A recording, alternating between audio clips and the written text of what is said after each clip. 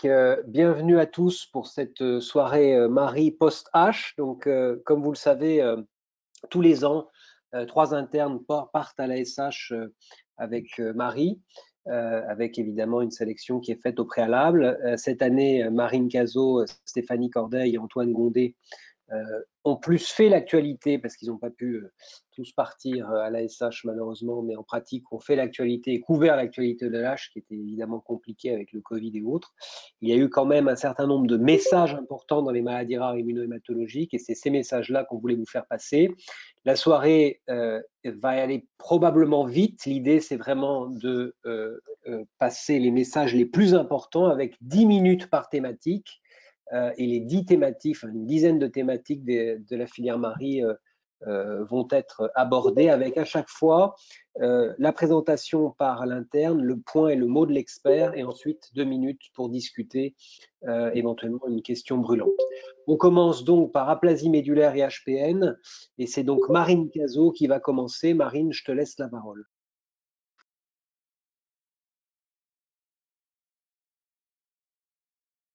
Bonsoir à tous. Bien sûr, d'abord merci à la filière Marie de m'avoir permis de faire reporter au congrès de la SH 2021 à Atlanta et aux 4 experts d'avoir supervisé ces présentations. Donc, on va commencer par effectivement 3 études, vraiment une sélection sur l'HPN et l'aplasie médulaire. Donc, tout d'abord, l'étude PRINCE. Dans l'HPN, le contexte de cette étude, c'est que sous eculizumab, les anti-C5 qui sont le traitement de référence, il y a actuellement encore 72% des patients qui restent anémiques, dont la moitié qui sont transfusés. L'idée vient que inhiber le complément plus en amont au niveau du C3 pourrait permettre d'inhiber l'hémolyse extravasculaire, aussi appelée intratissulaire, médiée par l'opsonisation des globules rouges et la phagocytose par les macrophages, par rapport à l'inhibition du C5 plus en aval qui inhibe essentiellement l'hémolyse intravasculaire. Il y a donc une étude antérieure, phase 3 Pegasus, publiée en 2021, qui avait testé le PEG C-catoplan qu'on appellera PEG pour aller plus vite, versus l'éculizumab chez les patients anémiques malgré l'éculizumab, donc en deuxième ligne. Et cela avait démontré une indépendance transfusionnelle très importante, atteignant 85% des patients versus 15% des patients qui restaient sous éculizumab. Donc dans ce contexte, vient l'idée de tester en première ligne. Donc c'est une étude prospective qui a enrôlé 53 patients qui ont donc multicentriques sur 2 ans chez des patients qui avaient une hémoglobine hyperostique nocturne et qui étaient anémiques. Donc le critère, c'est l'hémoglobine inférieure à la normale. Et qui n'avaient pas reçu d'inhibiteur du complément, que ce soit l'éculizumab ou le ravulizumab, l'anti-C5 de plus longue durée d'action dans les 3 mois précédents. Donc les patients étaient randomisés pour recevoir pegcetacoplan en forme sous-cutanée 2 fois par semaine, 35 patients, versus le traitement standard, mais qui excluait les inhibiteurs du complément. Donc 18 patients. Et le critère du jugement à la semaine 26 était la stabilisation de l'hémoglobine sans transfusion et la variation des LDH.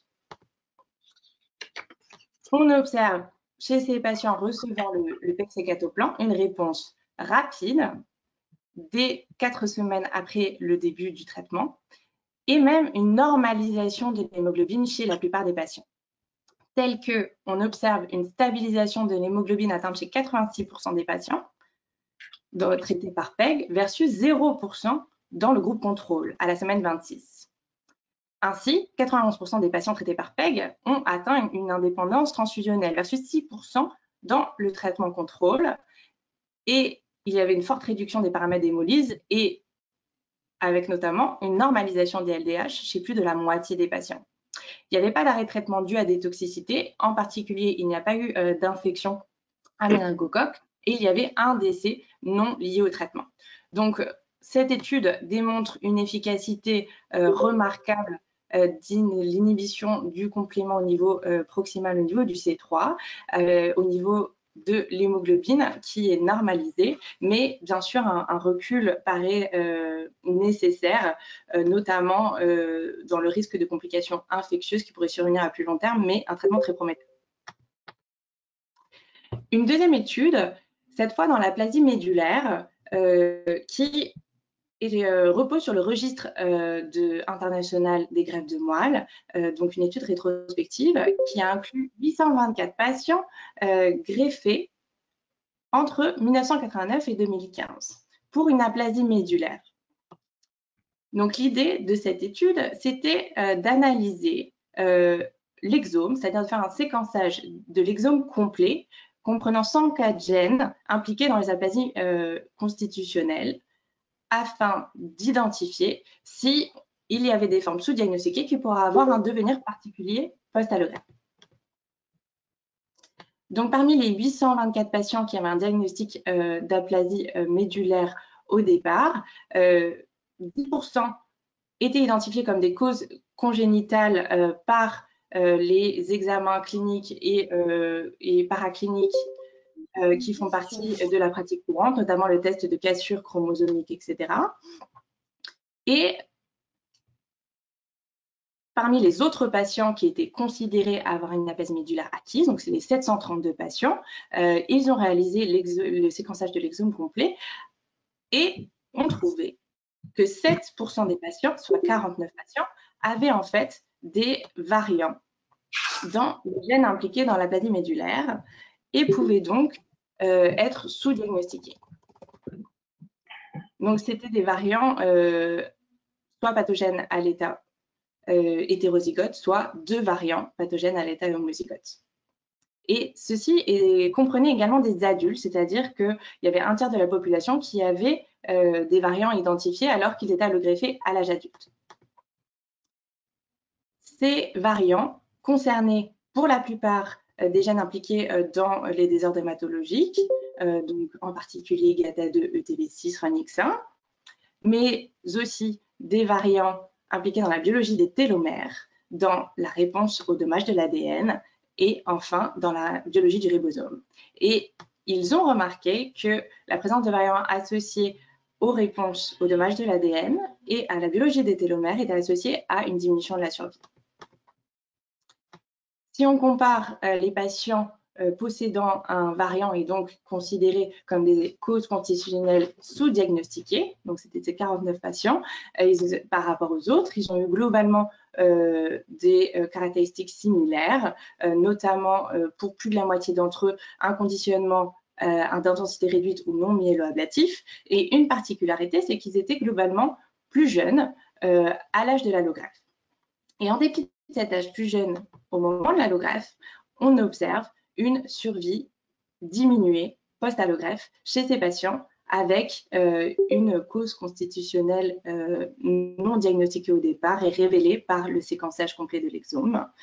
Et ceci souligne l'importance d'aller chercher à diagnostiquer ces causes constitutionnelles du fait de ce suivi post-greffe très important avec des complications plus fréquentes. Ils ne disent pas de quoi sont décédés les patients dans cette étude, mais on pourrait soupçonner l'existence de cancers secondaires, notamment chez les patients qui ont des anomalies de réparation de l'ADN. La troisième étude, concernant l'aplasie médulaire idiopathique, est plus fondamentale. Elle a étudié les déterminants de l'évolution clonale. Donc, c'était une étude rétrospective dans 3 pays, Brésil, États-Unis, France, et qui a inclus 779 patients avec une aplasie médulaire idiopathique, plus ou moins un clone HPN, qui n'avaient pas été allogreffés en première ligne. Et donc, le premier message, c'est que les hémopathies myéloïdes sont fréquentes. Elles atteignent 12% d'incidence cumulée à 10 ans, avec une médiane de survenue de 4,5 ans par rapport au diagnostic d'aplasie médulaire. Il y avait 3% de syndrome myéloprolifératif. Essentiellement, pour 80% des patients, c'était des myélodysplasies. Et 17% des patients avaient une leucémie aiguë myéloïde. Les facteurs de risque identifiés de cette évolution vers une hémopathie myéloïde étaient l'âge supérieur à 35 ans et l'absence de réponse complète aux immunosuppresseurs.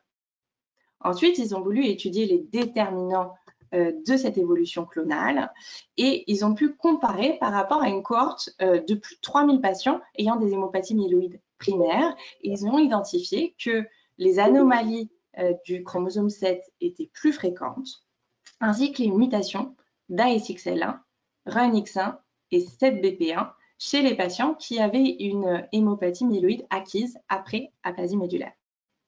Et également, ces causes secondaires, ces hémopathies secondaires ont une survie globale diminuée par rapport aux hémopathies myéloïdes primaires. Ils ont pu aussi comparer des échantillons au départ et puis au moment de l'évolution vers une hémopathie myéloïde. Et en regardant le profil mutationnel, on voit qu'il y a l'acquisition de nouvelles mutations au cours de la transformation, parce que seulement 10% des mutations étaient déjà présentes au diagnostic d'aplasie médulaire. Et on observe parallèlement une réduction de la proportion de patients avec clone HPN. Seulement 5% des patients, au moment de l'évolution dans l'hémopathie myéloïde, ont un clone HPN. Donc, les auteurs suggèrent que l'évolution vers une hémopathie myéloïde serait une réponse maladaptative avec l'acquisition de mutations secondaires et un rôle peut-être très précoce des anomalies du chromosome 7. Mais cette étude souligne aussi le fait que les déterminants, notamment du micro-environnement, restent vraiment à découvrir et qu'on a encore plein de choses à apprendre. Donc, pour la première partie, chapeautée par Régis Peffot de la Tour, je vous ai présenté les 3 études que nous avions sélectionnées. Et je pense que c'est le moment de l'avis de l'expert. En gros, juste un mot, les inhibiteurs proximaux, c'est des médicaments qui se donnent soit en sous-cutané, soit de plus en plus par voie orale, que ce soit le LNP ou le Lanicopan, en fait, qui sont en train d'arriver à la fois en switch et à la fois en première ligne. Donc ça, c'est le premier message, mais il faut vraiment attendre le long terme. Les causes constitutionnelles, ça montre l'importance de l'RCP aplasie médulaire pour vraiment vérifier que tout malade qui est diagnostiqué avec une aplasie n'a pas d'argument pour penser à une aplasie constitutionnelle, donc notamment des antécédents familiaux, des anomalies autres à l'examen clinique, une anomalie du rein, cardiaque et autres, des patients qui n'ont pas d'énumération normale eux-mêmes dans les années qui viennent de précéder le diagnostic. Hein, ce sont des choses qui doivent faire penser à du constite. C'est très important puisque ça impacte sur la greffe si tant est qu'elle soit faite après. Et puis enfin, l'évolution clonale, c'est plus descriptif de montrer une adaptation en fait hématopoïétique avec l'attaque immunologique, les expansions éventuelles HPN, polyclonale qui peut arriver, HPN qui est une maladaptive, comme ils le disent, et puis évidemment les évolutions clonales myélodysplasiques de très mauvais pronostic. Donc voilà pour la partie aplasique. On enchaîne. Marine, je te laisse avancer avec les cytopénies auto-immunes et Marc Michel. Nous avons sélectionné 5 études avec Marc Michel concernant les cytopénies auto-immunes.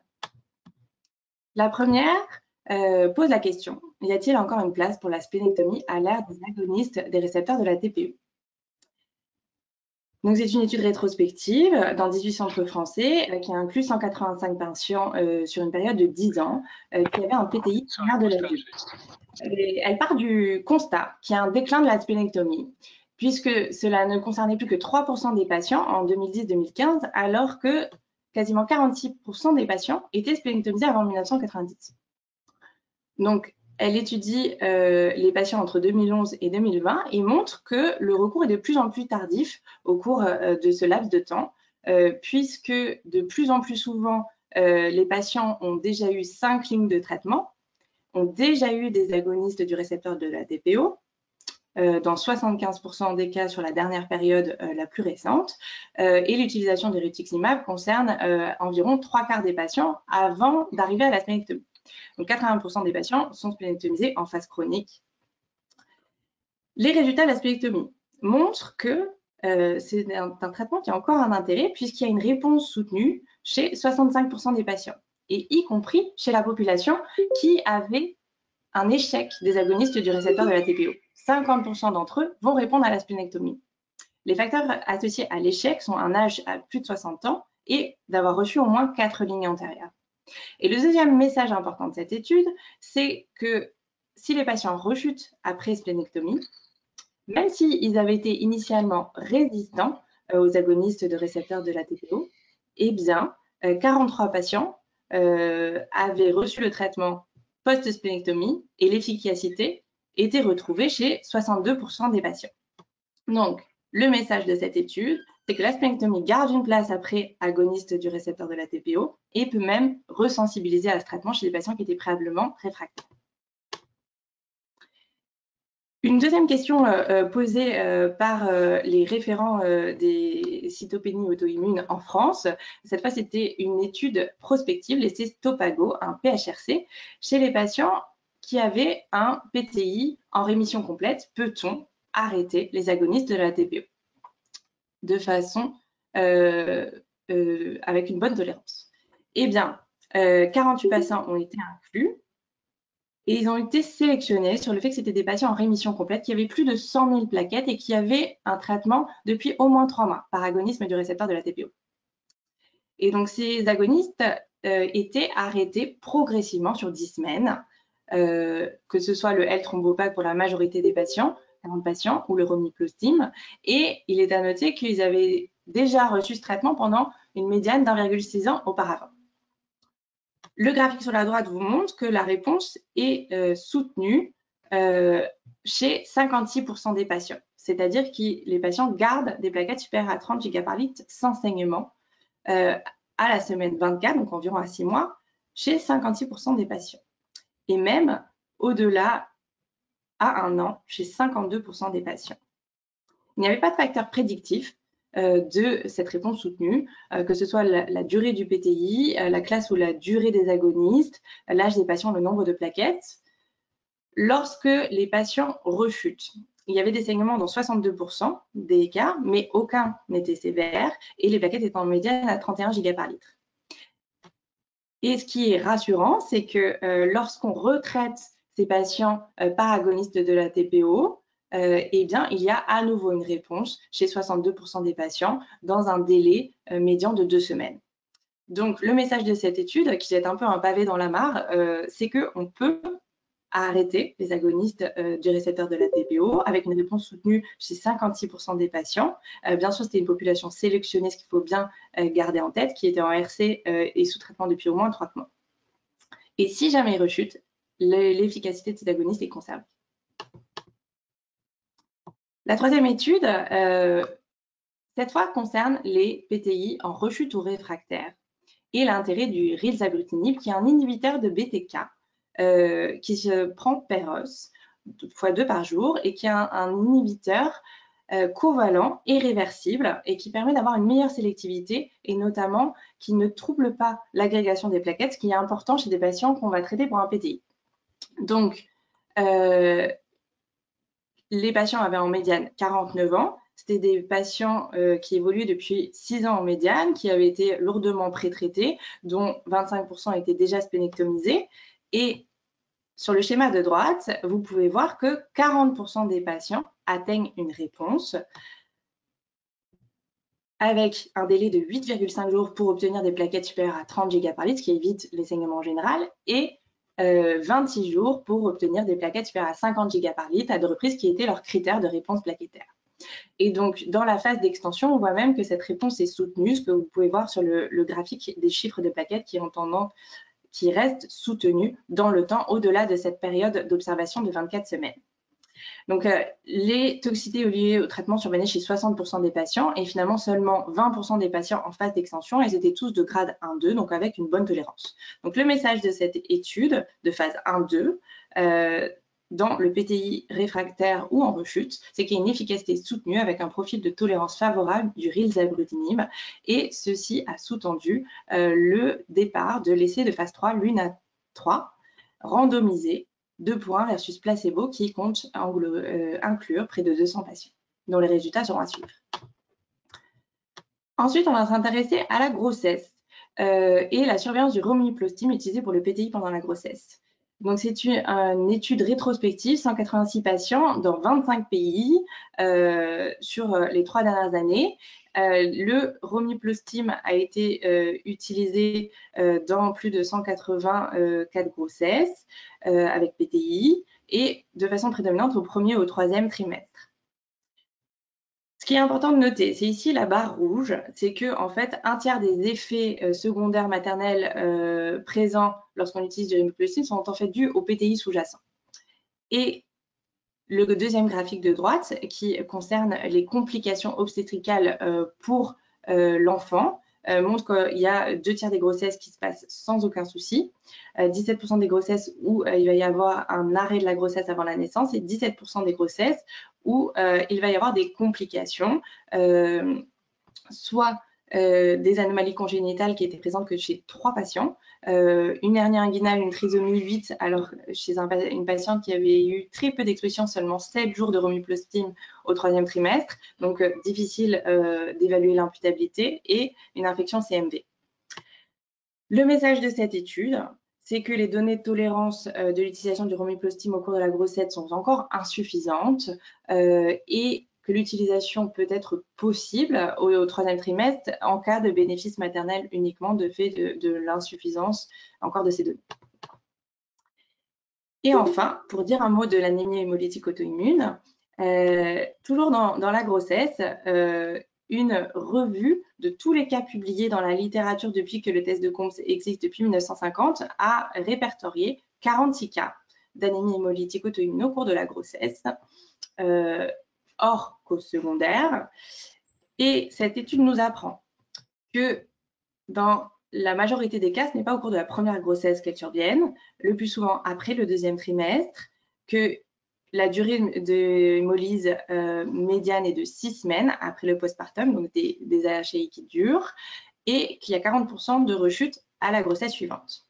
Une des limites principales de cette étude, c'est que 41% des cas identifiés comme anémie hémolytique auto-immune avaient en fait un test de Coombs négatif, donc ce qui peut montrer la difficulté diagnostique de ces cas.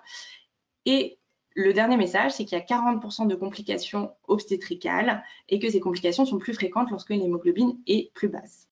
Voilà pour cette partie sur les cytopénies auto-immunes de l'adulte qui a été supervisée par Marc Michel. Donc je vous laisse la parole. Merci beaucoup Marine pour tout ce travail de synthèse qui est pas évident dans un laps de temps assez réduit. J'espère que vous m'entendez. Je crois que tu as bien résumé les mots-clés des études présélectionnées. Bon, la spléectomie, nous, ça nous tenait à cœur en tant que Français de la revisiter à l'ère des ARTPO et de nombreuses nouvelles lignes thérapeutiques ces 10 dernières années, puisqu'on a pas mal de collègues anglo-saxons, quand on prononce le mot spléectomie, qui se mettent à tousser, à ricaner, et certains Anglais disent qu'ils n'ont pas spléectomisé un patient depuis 15 ans, ce qui paraît un petit peu, on va dire, décalé de la réalité, en tout cas française, et en mettant en avant le fait que désormais, spléectomiser un patient qui a échoué à 4 lignes de traitement, ça n'aurait aucun sens, parce qu'il ne répondrait pas à la spléectomie. Nous, on s'est mis au défi, entre guillemets, de voir ce qu'il en était. Et force est de constater que la spléectomie peut encore marcher chez des patients en échec de 3-4 lignes. Et comme tu l'as justement dit, un des messages clés, c'est qu'elle n'est pas à mettre aux oubliettes, et notamment chez les patients en échec d'un ou deux ARTPO. On peut recouvrer une sensibilité, une efficacité des ARTPO une fois que la rate est enlevée, y compris lorsqu'on est en échec de la spléectomie. Ça, c'était une notion qu'on avait pour des anciens traitements comme les corticoïdes ou d'autres qui pouvaient redevenir efficaces ou le devenir, et c'est le cas aussi des ARTPO, c'est intéressant. Stopago, là c'est un essai prospectif comme tu l'as dit, et on était surpris de la teneur, l'ampleur des résultats, hein. Donc encore une fois, ne pas malentendu, mais tu l'as souligné, on parle de patients qui ont une réponse complète, stable, durable sur au moins 3 mois. Il faut essayer de diminuer, d'arrêter ces traitements qui coûtent quand même entre 30 et 50 000 euros par an, donc inutile d'aggraver le trou de la sécu pour une cosmétique d'hémogramme. Et quand on fait ça, on va dire progressivement et attentivement, effectivement, force est de constater qu'un patient sur 2 ne rechute pas, alors qu'on a affaire à des facteurs de croissance, ce qui n'était pas intuitif. Donc il y a des études ancillaires en cours pour essayer de comprendre le mécanisme. Il y a des hypothèses, mais rien de sûr pour l'instant, donc on en saura peut-être plus dans les mois qui viennent.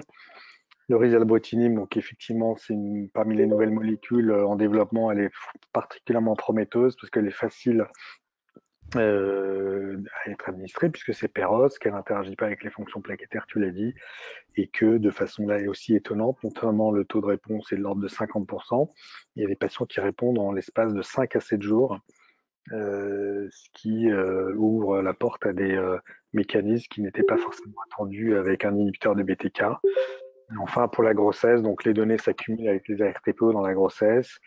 Non pas pour galvauder leur usage, mais on sait maintenant que notamment au 3e trimestre ou en préparation à l'accouchement, chez des femmes qui ont un PTI réfractaire et symptomatique, le recours transitoire au mipustine ou à l'altrombopag, ne semble pas associé à un surrisque d'effets secondaires, notamment thrombotiques chez la mère, et un surrisque d'anomalies, on va dire, néonatales ou embryonnaires chez le fœtus, encore une fois en fin de grossesse. Pour le début, le milieu de grossesse, il faut avoir plus de données. Voilà. Merci. On continue avec donc les maths. Et c'est Paul Copeau qui encadrait cette session de Marine. Donc 5 présentations que nous avions choisies avec Paul Copeau. La première et la plus importante à nos yeux à cet ASH pour les hématologues, c'est les maths secondaires au carfilzomib. C'est un poster qui a montré 10 patients qui avaient une maths secondaire au carfilzomib utilisée pour un myélome. Donc, c'est des patients âgés qui avaient l'âge du myélome. Le délai médian de survenue, c'était de 4,5 mois après l'initiation du carfilzomib, donc cet inhibiteur du protéasome. 70% d'entre eux avaient autogreffé jusqu'à 10 ans avant. Et il y a eu un décès et 2 insuffisances rénales chroniques terminales montrant l'importance des complications potentielles. Et le deuxième point intéressant, hormis reconnaître cette complication, c'est qu'ils ont étudié les gènes impliqués dans les CHU atypiques, comme les protéines associées au facteur H, et ils ont pu montrer que 70% des patients, donc c'était 7 sur 10, avaient des délétions de protéines reliées au facteur H, qui ont été identifiés dans des cas de CHU atypiques versus 30% dans la population contrôle. Donc, ceci pose la question des intérêts d'inhibiteurs de complément lors de survenue de maths secondaires au carfilzomib, mais le message principal, c'est de savoir reconnaître cette complication, d'autant plus que l'utilisation du carfilzomib est grandissante pour les myélomes. Deuxième communication, concernant le CHU atypique, c'est l'efficacité du ravulizumab, l'anti-C5 à longue durée d'action, qui s'administre une fois toutes les 4 à 8 semaines de façon intraveineuse. Et c'était un suivi à 2 ans, donc une actualisation des 2 études de phase 3, bras unique. En orange, c'était chez les adultes, 56 patients, et en vert, chez les enfants, qui étaient tous naïfs d'inhibiteurs du complément. Ce que montre cette étude, c'est que la réponse est soutenue à 2 ans, par rapport à initialement aux alentours de 6 mois, et qu'on continue à avoir des améliorations, notamment au niveau de la créatinine, de la fonction rénale. Il n'y a pas eu d'événements indésirables notables survenus après 26 semaines, en particulier pas d'infection à méningocoque et un seul arrêt supplémentaire de traitement chez un enfant. Donc, devant cette efficacité soutenue avec une bonne tolérance, se pose la question de est-ce que le ravulizumab va supplanter l'éculizumab comme nouveau standard dans le traitement du CHU atypique. PTT congénitale, la prévalence des complications rénales a été étudiée dans une étude du registre international. 167 patients avaient un PTT congénital. 23% avaient à un moment une atteinte rénale. Et en fait, ce qu'on voit, c'est qu'au décours des épisodes aigus, 15 patients ont développé une insuffisance rénale chronique, dont 10 ont eu besoin d'être dialysés et 2 greffés. Cette étude n'a pas identifié de corrélation avec les comorbidités présentes qui peuvent être connues pour favoriser l'insuffisance rénale, comme l'HTA, les AVC et les infarctus du myocarde qui reflètent un terrain cardiovasculaire, ni avec le génotype. Il n'y avait pas de mutation particulière de la DAMTS13 identifiée. Donc, le message de cette étude, c'est qu'une plasmathérapie prophylactique insuffisante expose les patients à des complications rénales graves. Toujours dans le PTT congénital, la prévalence des complications neurologiques a été étudiée chez 26 patients interviewés en 2020-2021. Et on voit que 62% de ces patients ont fait un AVC à un âge médian de 26 ans. Et chez 9 patients, c'était même avant le diagnostic de PTT. 6 patients ont eu un AVC récurrent et à peu près 2 tiers avaient en fait des séquelles de cet AVC. 4 patients étaient sous prophylaxie au moment où est survenu l'AVC, ce qui souligne que la prophylaxie doit être vraiment bien respectée et peut-être insuffisante. C'est que les symptômes neuropsychologiques étaient vraiment très fréquents. 96% des patients, y compris chez ceux qui n'avaient pas eu d'AVC. Donc, les AVC ischémiques et les séquelles neuropsychologiques sont prévalents au cours du PTC congénital et la plasmathérapie prophylactique n'est pas optimale et ceci pose vraiment la question d'autres perspectives thérapeutiques, notamment par ADAMTS13 recombinante pour prévenir ces complications à long terme. Et dernier élément, dans le PTT auto-immun cette fois, une étude chez 28 patients s'est intéressée à la prévalence des infarctus silencieux. Donc, c'était des PTT auto-immuns en rémission dans une étude prospective qui a aussi comparé ces 28 patients à 6 contrôles. Ils avaient 47 ans en médiane et ils ont effectué des tests cognitifs qui ont permis de mettre en évidence des altérations chez environ la moitié d'entre eux.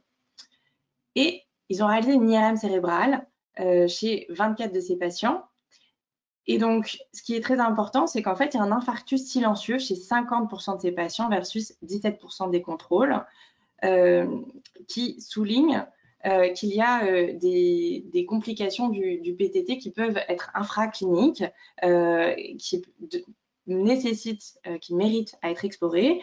Et notamment, un des points, c'est qu'ils vont réaliser des IRM successifs pour comprendre si l'infarctus silencieux survient pendant une phase aiguë ou pendant la rémission. Et les implications de ça, les perspectives, c'est que est-ce qu'il y a un rôle du niveau d'ADAMTS13 devant le suivi qui indiquerait des traitements préemptifs plus systématiques, mais aussi est-ce que le traitement précoce par clazakizumab pourra permettre de prévenir ce type de complications. J'ai terminé pour cette partie. Très bien, merci beaucoup Marine, j'espère que vous m'entendez bien. C'est un très bon travail de synthèse. Donc, première étude effectivement très intéressante puisque c'est la première qui ouvre une première porte concernant la physiopathologie de ces maths post-carfilzomib, en soulignant le rôle possible de certains variants de la voie alterne du complément. Il faut à ce stade rester prudent et attendre une confirmation de ces résultats parce que des variants de gènes comme ça de protéines qu'on appelle de type facteur H ont déjà été rapportés antérieurement dans d'autres types de maths comme les maths post-allogreffe.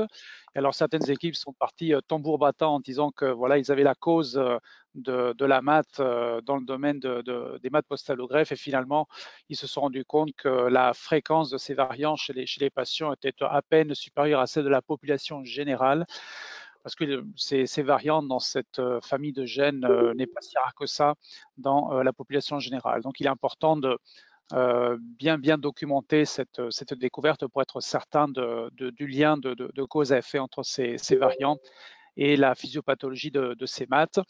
Voilà, mais en tout cas, si ça se confirme, encore une fois, ce serait une jolie perspective thérapeutique. Et effectivement, c'est une complication à connaître puisqu'actuellement le carfilzomib est indiqué chez les patients atteints de myélome en première rechute, mais il est vraisemblable que dans les temps à venir, le carfilzomib va passer en première ligne. Et donc, le volume de malades exposés à ce traitement et donc à cette complication risque d'augmenter. Et donc, effectivement, les hématologues devraient bien connaître cette complication et devraient savoir la diagnostiquer rapidement. Deuxième étude simple, ravulizumab, c'est l'histoire du CHU atypique avec le ravulizumab suit l'histoire de l'HPN. Et donc, il est vraisemblable que pour la qualité de vie et le confort des patients, le ravulizumab va supplanter l'éculizumab. Et les trois autres études concernant le PTT sont très intéressantes puisqu'elles ne font que confirmer, encore une fois, que dans le PTT congénital, la plasmathérapie telle qu'on la réalise actuellement est très insuffisante pour prendre en charge les patients de manière optimale. Et à l'heure actuelle, toutes les études convergent pour montrer que avec les modalités actuelles de traitement par plasma, les patients, en fait, quand on les suit avec des registres de plus en plus importants et de plus en plus bien faits sur le long terme, on se rend compte qu'au fur et à mesure du temps qui passe, ces patients développent des complications rénales, des complications vasculaires, neurologiques, qui impactent dramatiquement la qualité de vie de ces malades. Et il est urgent de faire beaucoup mieux qu'on ne fait à l'heure actuelle. Alors, c'est parfois difficile chez des patients, surtout jeunes, de leur proposer davantage de perfusion, davantage de volume de plasma. Et effectivement, on attend beaucoup de cette protéine ADAMTS13 recombinante en cours d'évaluation pour améliorer ces résultats et limiter les complications à long terme. Et enfin, pour le PTT auto-immun, même histoire, globalement, on se rend compte de manière croissante que les patients qui guérissent d'un épisode aigu ne sont pas tout à fait tirés d'affaire. Au-delà du risque de rechute, ces patients ont des comorbidités qu'ils développent plus fréquemment qu'une population, on va dire, générale. Ils ont une espérance de vie réduite et des complications cérébrales, en particulier accrues, avec notamment cet exemple ici des infarctus silencieux qui impactent bien sûr la qualité de vie de ces malades, puisqu'ils se rendent compte au décours de leur épisode de PTT que des infarctus comme ça réduisent leur capacité cognitive. Ils se rendent compte, les patients, ils ont des syndromes dépressifs réactionnels qui, encore une fois, empoisonnent leur qualité de vie. Alors, il faut reconnaître ces complications, savoir exactement à quel moment elles surviennent. Et effectivement, un des espoirs, c'est que l'utilisation rapide de caplacizumab, qui est un anti-Willebrand capable de protéger rapidement les organes, permette de mieux prévenir ces rechutes dans les temps à venir. Voilà ce que je vais dire en résumé. Merci beaucoup, Paul. En fait, on apprend en marchant et donc le commentaire de l'expert est très important pour contextualiser la présentation du jeune. Donc, je vous propose que Marine continue sur Fanconi et Blackfan avec Thierry Leblanc. Marine, c'est à toi de continuer. On est à 2 minutes près dans les temps, on est pas mal avec Fanconi et Blackfan.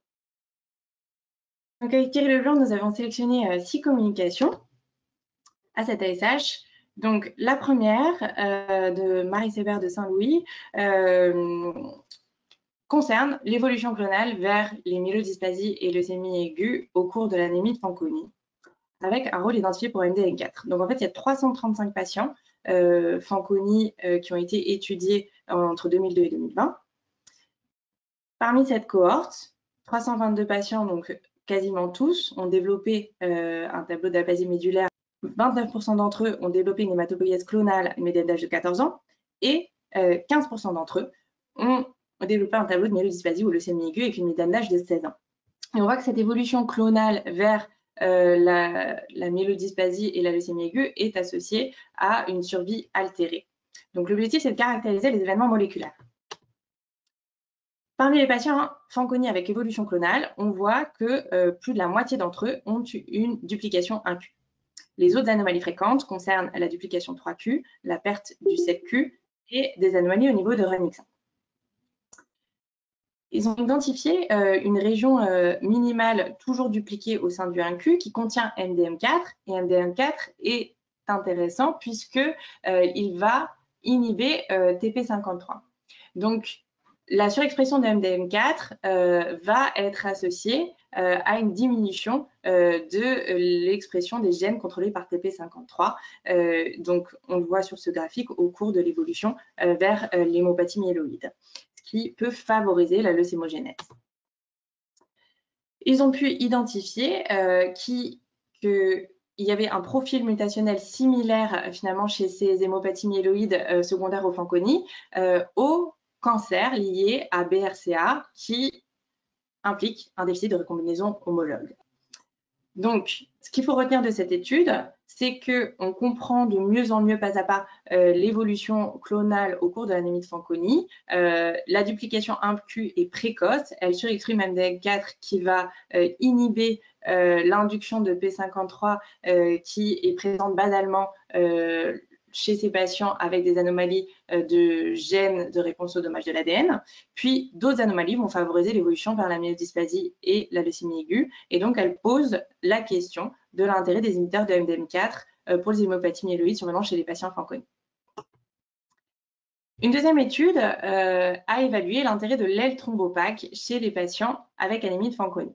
Le point de départ de cette étude, c'est que les agonistes du récepteur de la TPO peuvent lutter contre les problèmes liés au dommage de l'ADN en favorisant la réparation de l'ADN dans le cas des patients qui ont une maladie de Fanconi, mais aussi le rôle d'agoniste du récepteur de la TPO va favoriser la prolifération des cellules souches hématopoïétiques, comme ça a été démontré précédemment.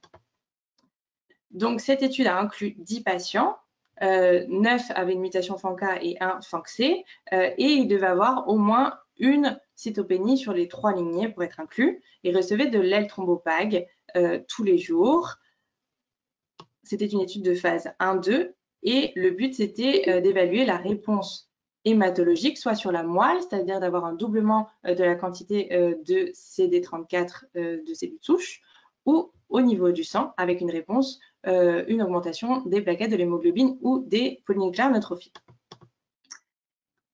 Cette étude est prometteuse dans le sens où elle montre qu'on a une réponse médulaire avec une multiplication par 4 de la cellularité au niveau de la moelle osseuse sous L-thrombopague et aussi une multiplication par 2 du nombre de cellules souches, avec des réponses visibles au niveau des 3 compartiments sanguins. Donc, l'intérêt de ce traitement pourrait se situer surtout au niveau avant une thérapie génique pour favoriser le recueil de cellules souches CD34 qui posent problème chez ces patients puisqu'elles sont limitantes, mais on pourrait aussi imaginer qu'elles pourraient être utilisées seules ou avant allogreffe. Bien sûr, un recul est nécessaire plus important. Il n'y avait pas eu de complications d'évolution clonale à 6 mois chez ces patients, mais à surveiller à plus long terme. Et ils n'ont pas discuté un éventuel mécanisme de réversion somatique qui ait pu expliquer des bons résultats d'amélioration des globules. C'est quelque chose qu'il faudra étudier chez ces patients. Autre étude, cette fois de thérapie génique pour corriger le gène FANCA, qui est finalement la mutation la plus fréquente chez 60% des patients.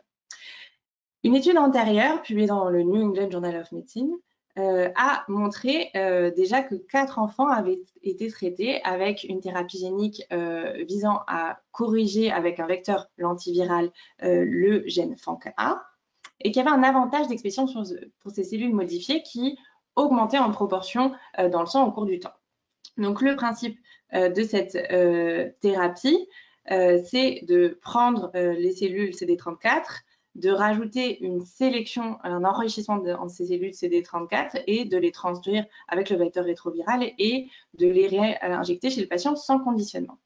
Donc, cette étude ici, de phase 1-2, a rapporté 10 enfants avec un protocole un peu optimisé pour améliorer la transduction et l'expansion in vivo avec ce même vecteur lentiviral. Donc, c'est des patients qui n'avaient pas de donneur géno-identique dans les critères d'inclusion pour bénéficier de la thérapie génique. Ce qu'on voit, c'est qu'il y a un nombre réduit de CD34 qui reste un facteur limitant pour la thérapie génique chez ces patients. Et on voit que le nombre de copies de vecteurs présents dans le sang augmente au cours du temps, ce qui est assez encourageant. Et de façon fonctionnelle, on avait une amélioration de la résistance médulaire aux agents qui induisent des dommages de l'ADN, comme la mitomycine C, chez ces patients, ce qui est encourageant. Et aussi, on avait un maintien de l'hémoglobine, des PNN et des plaquettes chez au moins la moitié des patients. Une autre étude dans l'anémie de Blackford Diamonds, elle part du principe qu'il y a 20% des patients chez qui on n'a pas de diagnostic moléculaire avec les méthodes utilisées en pratique clinique et ils se sont intéressés aux régions non codantes des gènes, des protéines de ribosomales qui ont été déjà impliquées dans l'anémie de Blackford Diamonds. Et donc, ils ont séquencé le génome chez 14 patients et ils ont pu identifier de nouvelles anomalies dans les séquences introniques qui vont modifier l'épissage, que ce soit des délétions ou des mutations ponctuelles. Et donc, le message de cette étude, c'est qu'on est encore en train de découvrir de nouvelles anomalies moléculaires recherchées qui pourraient améliorer le diagnostic moléculaire de ces patients. Une étude clinique rafraîchissante concernant le PTI de l'enfant On sait tous que l'usage des immunoglobulines intraveineuses peut être associé à des syndromes méningés aseptiques, mais finalement, cette étude va avoir l'intérêt de nous montrer de la fréquence. C'est une étude aux États-Unis où il y avait 563 patients, enfants, qui avaient reçu des IGIV prémédiqués le plus souvent par paracétamol anti-H1 et de façon plus minoritaire par hydrocortisone. Et finalement, ils avaient moins de 10% des patients qui avaient des glucocorticoïdes en traitement associé de ce PTI. Et on voit qu'il y a quasiment 40% des patients qui vont avoir un syndrome méningé aseptique. Donc en fait, finalement, c'est très fréquent. Et cela implique 18% de reconsultations d'urgence et chez quasiment un patient sur 10, la réalisation d'un scanner cérébral dans les jours qui suivent le traitement par IGIV. Et ce qui est assez étonnant et que les auteurs ne savent pas expliquer, c'est qu'ils ont identifié comme facteur de risque de survenue de cette méningite aseptique, c'est la prémédication par hydrocortisone. Donc, cette étude nous montre une fréquence un petit peu insoupçonnée de complications qui vont nécessiter des reconsultations. Donc, il faut bien penser à en informer les familles. Et enfin, une étude rétrospective sur le PTI de l'adolescent. On connaît bien ceux de l'enfant, ceux de l'adulte, mais finalement, ceux de l'adolescent, cette étude nous apporte des données supplémentaires. Donc, les 12-25 ans, c'est des registres notamment français et autres pays européens. Ils vont montrer que le diagnostic est fortuit chez 17% des adolescents et que l'évolution chronique concerne 50%. Donc, finalement, c'est assez intermédiaire entre les enfants qui vont avoir une évolution chronique dans 20% des cas et les adultes qui vont avoir une évolution chronique plutôt dans 70% des cas. Ben, l'adolescent ici a des caractéristiques intermédiaires et on voit que 2/3 des patients adolescents sont traités par corticoïdes en plus des IGIV. Donc, de nouvelles données cliniques qui identifient un petit peu mieux cette catégorie. Voilà, j'en ai fini et je laisse la parole à... Je vais aller rapidement. C'était une belle synthèse, Marie. Je vais aller un petit peu vite parce qu'il y avait beaucoup de sujets. Je vais me concentrer sur le Fanconi. Donc, le premier travail sur la clonité, c'est un travail quand même remarquable de l'équipe de Jean Soulier à Saint-Louis, qui depuis très longtemps travaille sur ce sujet grâce au prélèvement du centre de référence. Donc, vous avez compris que les anomalies INCUL sont très intéressantes parce qu'en fait, elles permettent de maintenir une hématopoïèse pendant très longtemps. Et ce serait très important de comprendre pourquoi cette anomalie permet de maintenir cette hématopoïèse prolongée, même s'il finit par y avoir une évolution clonale vraie au sens prémalin. Donc ça, c'est tout l'intérêt de ce travail et des travaux sur le gène MDM4 et son produit. Le deuxième travail est vraiment un petit peu surprenant parce que depuis que l'Eltrombopag existe, vous imaginez bien qu'il y a eu beaucoup de tentatives de traiter des aplasies médulaires constitutionnelles par ce médicament et jusqu'à maintenant, on n'a pas eu de résultat. Donc je pense que c'est très préliminaire, il va falloir vérifier ceci sur des cohortes plus importantes. Vérifier aussi que l'Eltrombopag ne permet pas finalement, en stimulant les cellules, l'acquisition d'un phénomène de réversion somatique qui pourrait éventuellement expliquer les réponses hématologiques. Ça avait été suggéré à une époque à la FARF d'essayer d'induire des réversions. Alors à l'époque, il y a des gens qui voudraient de l'hydroxyurée dans le Fanconi. C'était pas forcément une très bonne idée, mais c'est probablement un mécanisme qui mérite d'être investigué. Dans nos mains, en général, les aplasies médulaires constitutionnelles ne répondent pas aux ARTPO. Et le troisième aspect, c'est sur la thérapie génique. Donc ça, c'est aussi bien sûr un très grand espoir pour le Fanconi, parce que ce sont des greffes qui restent difficiles en termes de toxicité. Alors le pari audacieux de l'équipe de Madrid, c'est de faire des greffes sans conditionnement. Et en fait, il y a une petite crainte que soit on prélève très tôt les patients, on sait qu'il faut maintenant qu'on les prélève avant 3 ans, la moelle va rester relativement riche. Et est-ce que vraiment on peut faire une greffe sans conditionnement?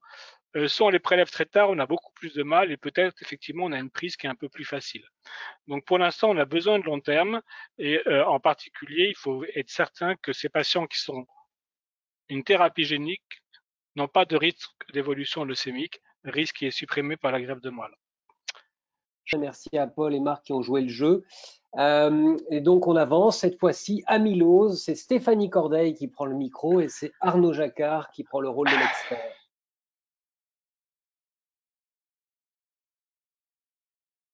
Parfaitement. Donc, je remercie la filière Marie de m'avoir sélectionnée pour assister au congrès de l'ASH, même si c'était en distanciel imprévu. Je m'excuse un petit peu pour cette voix, j'ai une petite laryngite. Alors, je suis vraiment ravie de vous présenter les actualités sur les amyloses. Alors, excusez-moi. Tac. Alors, nous avons sélectionné une première communication orale présentée par le docteur Castritis. Il s'agissait en fait d'une très grande étude rétrospective menée par l'EMN qui a porté sur près de 4500 patients traités pour une amylose AL dans 10 pays d'Europe et avec un suivi assez conséquent d'une vingtaine d'années. En fait, l'idée directrice de cette étude, c'était de comparer la prise en charge des patients avant 2010 et après 2010. 2010 étant en gros l'année d'introduction des traitements basés sur le bortezomib. Et il y avait 3 sous-questions. Est-ce qu'on s'est amélioré en termes de diagnostic? Est-ce qu'on le fait plus précocement? Est-ce que finalement le choix des traitements est vraiment modifié en vie réelle? Et est-ce que ça a eu un impact sur le pronostic, la survie des patients? Alors, les résultats, donc sur le diagnostic, finalement, une médiane d'âge au diagnostic qui est de 65 ans qui n'a pas bougé, toujours 2/3 d'atteinte cardiaque et ou rénale. Si on regarde un petit peu plus en détail, pour les stades 3A et 3B cardiaques, finalement, les auteurs rapportent qu'il y a encore 44% de patients diagnostiqués trop tardivement au stade 3. On peut un peu nuancer cette conclusion parce qu'en fait, maintenant, les cardiologues sont de plus en plus entraînés à dépister la cardiopathie amyloïde, ce qui a pu effectivement augmenter les pourcentages, versus avant, peut-être que ces patients étaient sous-diagnostiqués et qu'ils mouraient avant finalement d'être diagnostiqués. Concernant le choix des traitements, en première ligne, effectivement, donc les traitements après 2010 sont basés sur le bortezomib. Avant, c'était plutôt de la chimiothérapie de type melphalan dex. Vous pouvez voir aussi que l'autogreffe de cellules souches reste toujours minoritaire. Finalement, en Europe, ce sont les Allemands et les Hollandais qui greffent le plus. En ce qui concerne la seconde ligne, l'étude rapporte donc que les traitements sont désormais basés sur les IMID. Finalement, c'est plus vraiment vrai parce que maintenant, la deuxième ligne, c'est plutôt le daratumumab. Enfin, concernant l'efficacité des traitements, donc là, vous avez une figure qui vous montre l'efficacité des traitements selon tous les stades. Vous pouvez voir donc qu'il y a des bons taux de réponse pour le bortezomib, mais finalement, les auteurs rapportent qu'il y a seulement 39% de réponse profonde, réponse complète et VGPR avec les traitements basés sur le bortezomib. Il montre aussi très rapidement qu'il est important d'obtenir très rapidement une réponse profonde. C'est capital pour la survie des patients et on sait que plus le stade est grave, plus il faut que cette réponse profonde soit rapide. Enfin, dernière diapositive qui est vraiment clé pour cette grande étude de l'EMN, c'est la survie globale en fonction des stades cardiaques avant 2010 et après 2010. Vous pouvez voir que pour les stades 1, finalement, le pronostic reste bon contre des traitements très efficaces ou un peu moins efficaces. Pour les stades 2 et les stades 3A, il y a eu donc une amélioration de la survie. Et enfin, message principal de l'étude, malheureusement, pour les stades 3B, finalement, la médiane de survie globale reste catastrophique avec toujours, elle est toujours estimée à 5 mois. Et donc, il y a besoin de traitement pour ces patients très graves. Ce qui m'amène à une transition toute trouvée pour la deuxième étude que nous avons sélectionnée, qui est également une étude de l'EMN, qui a étudié l'efficacité du daratumumab en monothérapie pour les patients avec une amylose AL3B, nouvellement diagnostiquée, donc en première ligne. Le schéma du daratumumab, vous le connaissez, c'est le schéma assez classique. On peut critiquer peut-être un petit peu le fait qu'ils aient prévu l'ajout du bortezomib et de la dexaméthasone s'il n'y avait pas de très bonne réponse partielle aussi. C'est peut-être un peu tard pour ce type de patient. Il y avait donc une analyse préliminaire de 17 patients. Finalement, vous pouvez voir qu'ils sont graves, ces patients, ils sont très dyspnéiques. Il y a des taux de NT-proBNP et de troponine très élevés. Il y a une masse tumorale assez conséquente. Mais si on regarde les critères d'exclusion, finalement, les patients les plus graves, les plus dyspnéiques, NYHA3B, NYHA4 et les patients notamment qui avaient une tension systolique inférieure à 90 mm de mercure, et tous ces patients-là étaient exclus. Alors, si on regarde les résultats, donc l'efficacité du daratumumab, 70,6% de réponse globale avec une majorité de réponses profondes, réponses complètes et VGPR, et un délai d'obtention pour cette réponse qui est effectivement très rapide de 14 jours.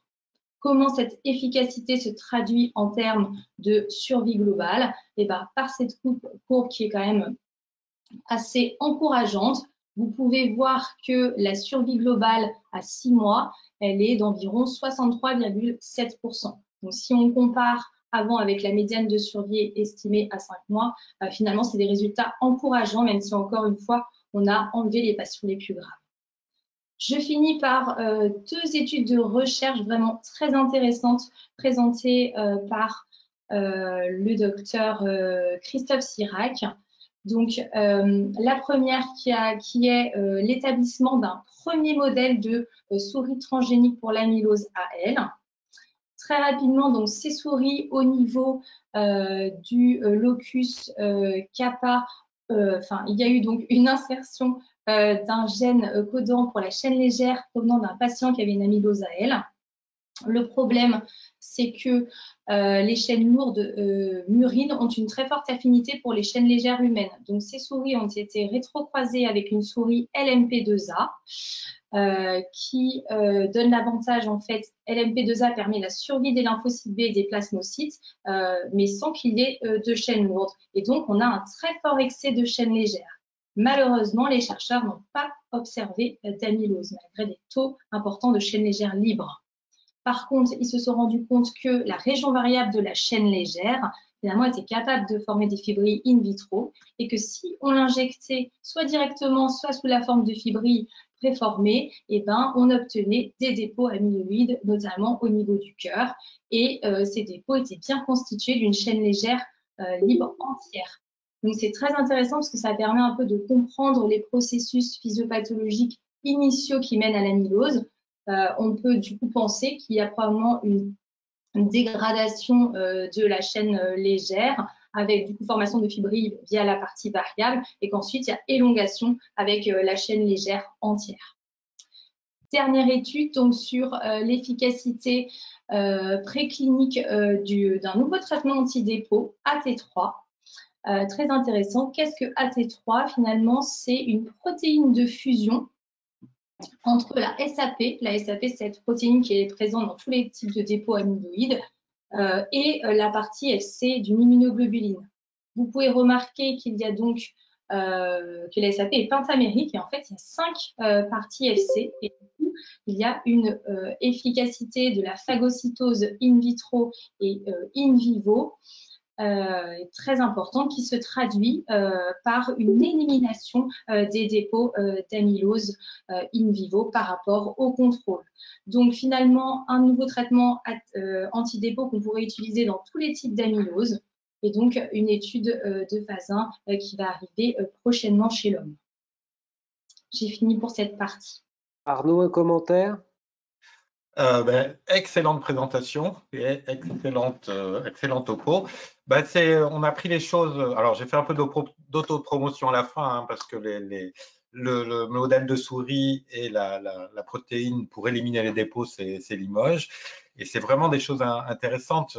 C'était le Graal d'arriver à avoir un modèle de souris amylose. Ça fait 20 ans qu'ils essayaient au labo, ils n'y arrivaient pas. Et aucune étude dans le monde n'y était arrivée jusque-là. Donc, ça va permettre sûrement de tester des médicaments. Et puis la protéine de fusion, ça va peut-être permettre d'accélérer le dépôt l'élimination des dépôts d'amylose. Actuellement, c'est juste faire baisser les chaînes légères en tuant les plasmos. Et là, on pourra peut-être donner des réponses beaucoup plus rapides. Sinon, les autres études, l'étude européenne, elle est importante parce que c'est beaucoup de malades. Le recueil de données a été très précis, il est fiable. Et ça montre le changement de traitement avec l'introduction du bortezomib qui améliore la survie des patients qui ont une atteinte cardiaque, mais pas trop grave. Donc cela, peut-être que le daratumumab va y arriver. Et ça, c'était l'importance de l'étude de phase 2 chez ces patients avec une amylose 3B, ces patients qui ont une médiane de survie extrêmement courte et qui restent vraiment difficiles à traiter. Et sinon, ce qui était intéressant, ce dont tu n'as pas parlé, là, c'était les études de MRD. Et on arrive maintenant dans l'amylose, on comprend que plus on a une réponse profonde, meilleur va être le devenir des patients. Et ça, la MRD qui a été faite dans plusieurs études chez des patients qui étaient en réponse complète hémato avec des chaînes légères normales, on voit quand la MRD est négative, la survie sans progression est plus longue et la réponse d'organes est meilleure. Et ça change un petit peu notre façon d'envisager le traitement des amyloses, parce que maintenant on a des traitements qui sont très efficaces et peu toxiques, comme le daratumumab et le venetoclax. Pour le DARA, il y a eu une mise à jour avec plus de 2 ans de suivi de l'étude Andromeda, hein, qui comparait chez 400 malades à peu près VCD versus VCD plus daratumumab en sous-cutané, 60% de réponse complète versus 19, et 2 fois plus de réponse d'organes, hein, plus de 55% versus 25% à peu près pour le cœur et le rein. Et donc ça change notre paradigme de traitement, puisqu'on va maintenant essayer d'obtenir de plus en plus des réponses complètes, puisqu'on a des traitements efficaces et peu toxiques qui peuvent y arriver. Donc, il n'y avait pas de révolution à cette ASH, mais il y avait ces présentations qui étaient intéressantes et Stéphanie les a très bien présentées. Merci. Eh bien, on continue avec quoi de neuf sur les neutropénies. Donc, nous avons sélectionné une première étude qui a porté sur le mavorixafor et son effet sur le taux des leucocytes dans différentes maladies. On va faire un petit rappel sur le contexte de cette molécule. Donc, les inhibiteurs sélectifs de CXCR4 ont été développés fin des années 90, début des années 2000, en fait, pour bloquer l'entrée du VIH dans les cellules cibles. Le VIH utilise CXCR4 comme co-récepteur. Bon, c'était pas finalement très efficace et on s'est rendu compte que la majorité des patients, finalement, avaient un effet secondaire, un effet collatéral qui était une hyperleucocytose. Pourquoi cette hyperleucocytose? Parce que ce traitement va bloquer l'axe CXCR4 CXCL12 qui est impliqué dans le trafic des leucocytes, plus précisément dans le homing au niveau de la moelle osseuse. Et donc, on a une mobilisation des globules blancs dans le sang périphérique. Cette propriété très intéressante a rapidement été exploitée, notamment avec le développement du plerixafor, forme injectable, donc pour la mobilisation des cellules souches hématopoïétiques pour les autogreffes. Rapidement a été développé le mavorixafor, qui est en fait la forme PEROS, inhibiteur de CXCR4. Cette molécule a été étudiée dans le syndrome de WHIM, ce déficit immunitaire rare où il y a souvent donc, des verrues assez explosives à cause d'une susceptibilité au HPV, et puis donc des cytopénies et une susceptibilité aux infections. Et ce syndrome de WHIM est sous-tendu par une mutation gain de fonction de CXCR4. Donc, il y a effectivement plusieurs études qui montrent qu'il y a une correction des cytopénies sous mavorixafor et il y a aussi une baisse du risque infectieux. Et donc, l'idée de l'abstract qu'on vous présente, c'est quel est l'effet du mavorixafor sur les cytopénies, mais dans d'autres maladies que le WHIM qui restent quelque part assez confidentielles.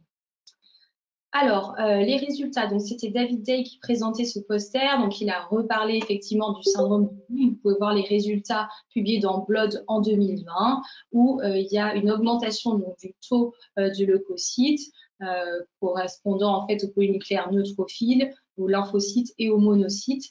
Là, c'était à 6 mois de traitement, donc avec une prise quotidienne. On n'a pas montré les résultats, mais il y avait une actualisation cette année avec une médiane de suivi, enfin de traitement qui était d'environ 3 ans. Il y avait un maintien de ces taux élevés de leucocytes. Alors, les autres maladies. La maladie de Waldenström, donc il y a un essai 1B de mavorixafor plus BTK. Pourquoi? Parce que dans le Waldenström, on a des mutations de CXCR4 qui peuvent conférer des résistances au BTK. Et donc, quel est l'effet sur les leucocytes? Là, vous voyez, dès 4 semaines et jusqu'à 3 mois de traitement, finalement, il y a une augmentation du taux de leucocytes, des polynucléaires neutrophiles, monocytes et lymphocytes. Dans le cancer du rein métastatique aussi, il y a une étude de phase 1B, mavorixafor et actitinib. Là, le mavorixafor a un effet aussi anti-métastatique en luttant contre la migration cellulaire et un peu boost de l'immunité antitumorale. Et qu'en est-il sur les cytopénies? Eh bien, vous voyez encore une fois, par rapport à l'état de base de screening, il y a une augmentation du taux de polynucléaires neutrophiles et des lymphocytes qui se maintient au cours du temps. les dernières pathologies, les neutropénies congénitales sévères et les neutropénies chroniques idiopathiques.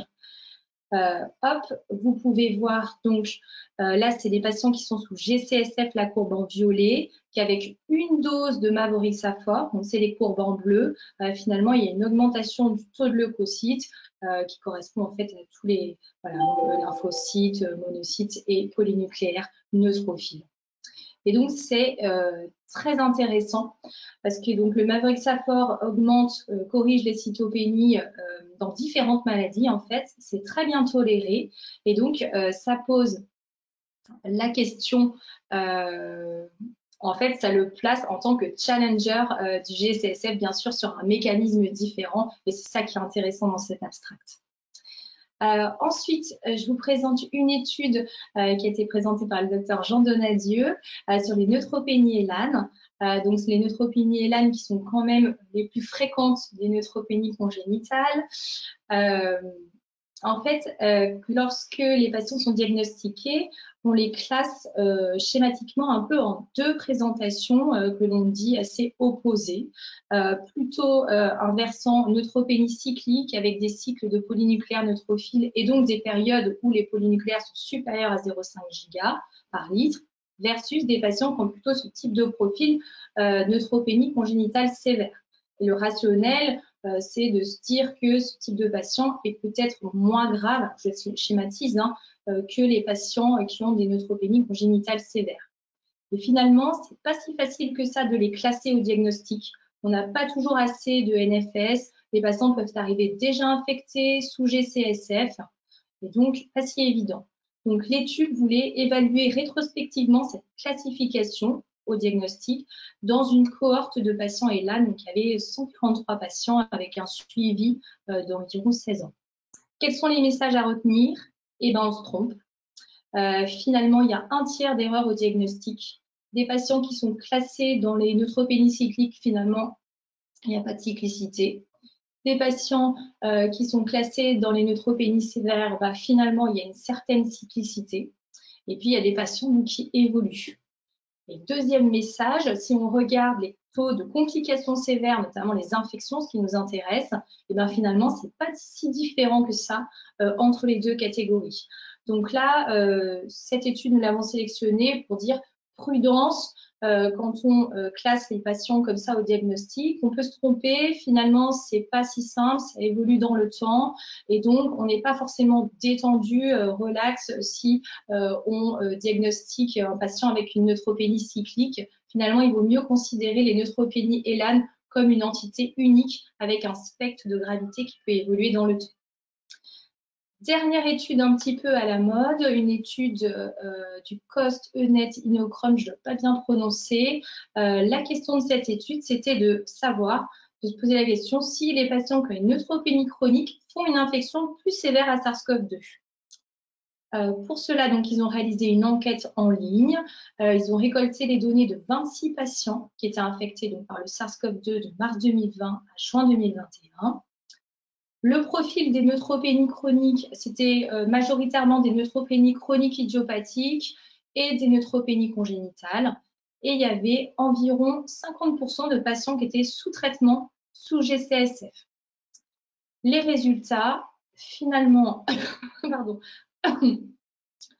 même profil de symptômes que la population générale, de la fièvre, de la toux, de la rhinorrhée, qui sont à peu près mes symptômes, mais ce n'est pas le Covid, des douleurs musculaires.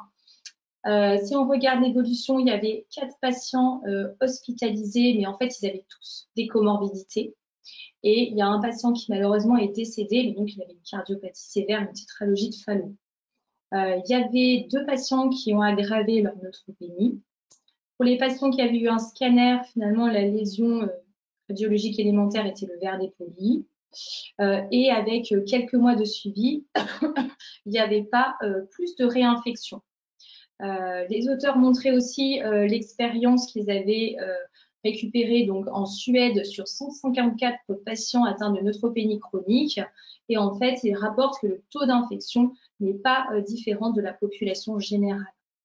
Et donc, en conclusion, la présentation clinique, l'évolution et la gravité de l'infection à SARS-CoV-2 n'est pas fondamentalement différente de la population générale. Voilà, j'ai fini pour neutropénie chronique. Écoute, merci à Stéphanie, elle a très bien résumé les abstracts. C'était pas très facile, et puis parce que c'est pas un très grand congrès pour les neutropénies, mais il y a des messages importants.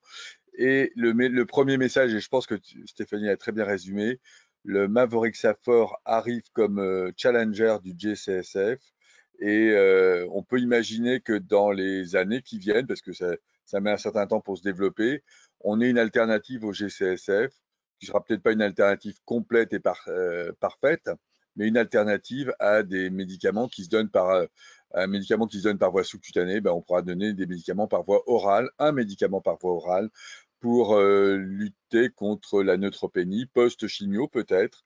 En tout cas, outre le fait que ce médicament est en train de montrer une efficacité dans le syndrome de WHIM, qui est effectivement une maladie qui, pour le commun des hématologues et la plupart des immunologistes, relativement confidentielle, mais très intéressante sur le plan physiopathologique. Donc merci à Stéphanie et merci pour les messages clés. Et donc on passe à Antoine qui va commencer avec la maladie de Castleman et les actualités à l'âge sur cette maladie. À toi Antoine.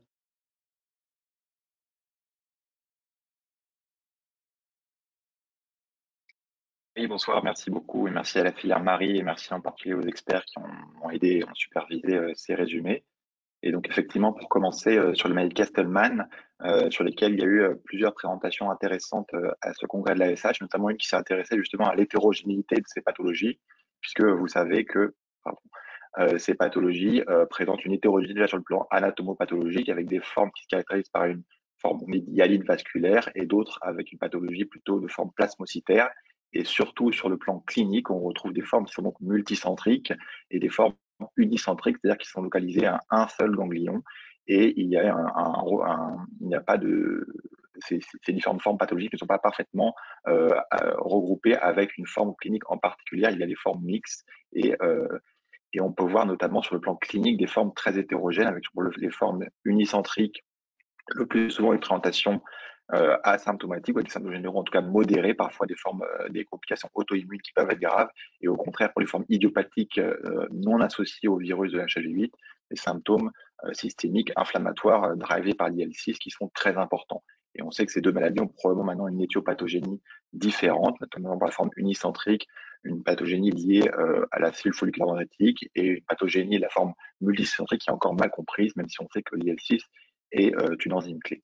Et donc la communication qu'on a choisie à ce congrès s'intéressait justement à différencier des formes qui étaient un peu frontières, qu'on appelle oligocentriques, qui sont en fait caractérisées par la présence de plusieurs anéropathies, mais dans une seule aire ganglionnaire, et donc qui sont un peu la limite entre les formes purement unicentriques où une seule anéropathie est présente et des formes vraiment multicentriques à définir le phénotype de ces formes oligocentriques. Donc c'était une étude rétrospective sur un registre américain qui a regroupé 130 patients. Et cette étude a mis en évidence tout d'abord que ces patients oligocentriques, nommés OCD, présentaient majoritairement, il est vrai, tout d'abord un aspect anatomopathologique semblable plutôt à celui des formes unicentriques, c'est-à-dire de formes hyalines vasculaires, comme il est communément nommé. Mais il y avait quand même une part plus importante de patients que dans les formes unicentriques, pour les formes oligocentriques qui présentaient un aspect anatomopathologique dit mixte, avec des formes parfois qui ressemblaient aux formes plasmacytiques. De la même manière, pour les symptômes cliniques, notamment tout ce qui était symptômes constitutionnels liés à l'organomégalie ou à la rétention de fluide, on observait dans les formes oligocentriques une forme beaucoup moins importante que dans les formes multicentriques de symptômes systémiques. Néanmoins, il y avait quand même quelques patients qui présentaient des symptômes qu'on retrouvait de manière moins fréquente chez les patients unicentriques. De la même manière, pour les paramètres biologiques, on retrouvait chez les patients oligocentriques des paramètres qui s'apparentaient majoritairement à ceux des formes unicentriques, avec une prévalence moindre d'hypoalbuminémie que dans les formes multicentriques, une prévalence moindre d'anémie, beaucoup moins d'insuffisance rénale. En revanche, bien qu'il y ait un syndrome inflammatoire beaucoup moins important dans les formes oligocentriques en comparaison aux formes multicentriques, il était noté que les formes oligocentriques présentaient quand même une CRP un peu plus élevée, significativement plus élevée que les formes unicentriques. Et de la même manière, il y avait plus de cytolyse hépatique dans les formes oligocentriques que dans les formes unicentriques. Donc, finalement, il y avait aussi une étude des traitements de ces patients qui montrait qu'une portion non négligeable des patients dans les formes oligocentriques présentaient des formes, avaient reçu un traitement de type anti-IL6 et que donc de la même manière, comme on l'a vu pour la part phénotypique et la part biologique, ces patients avaient pour certains des caractéristiques se rapprochant finalement d'une forme multicentrique. On s'interroge donc sur le bénéfice que ça pourrait.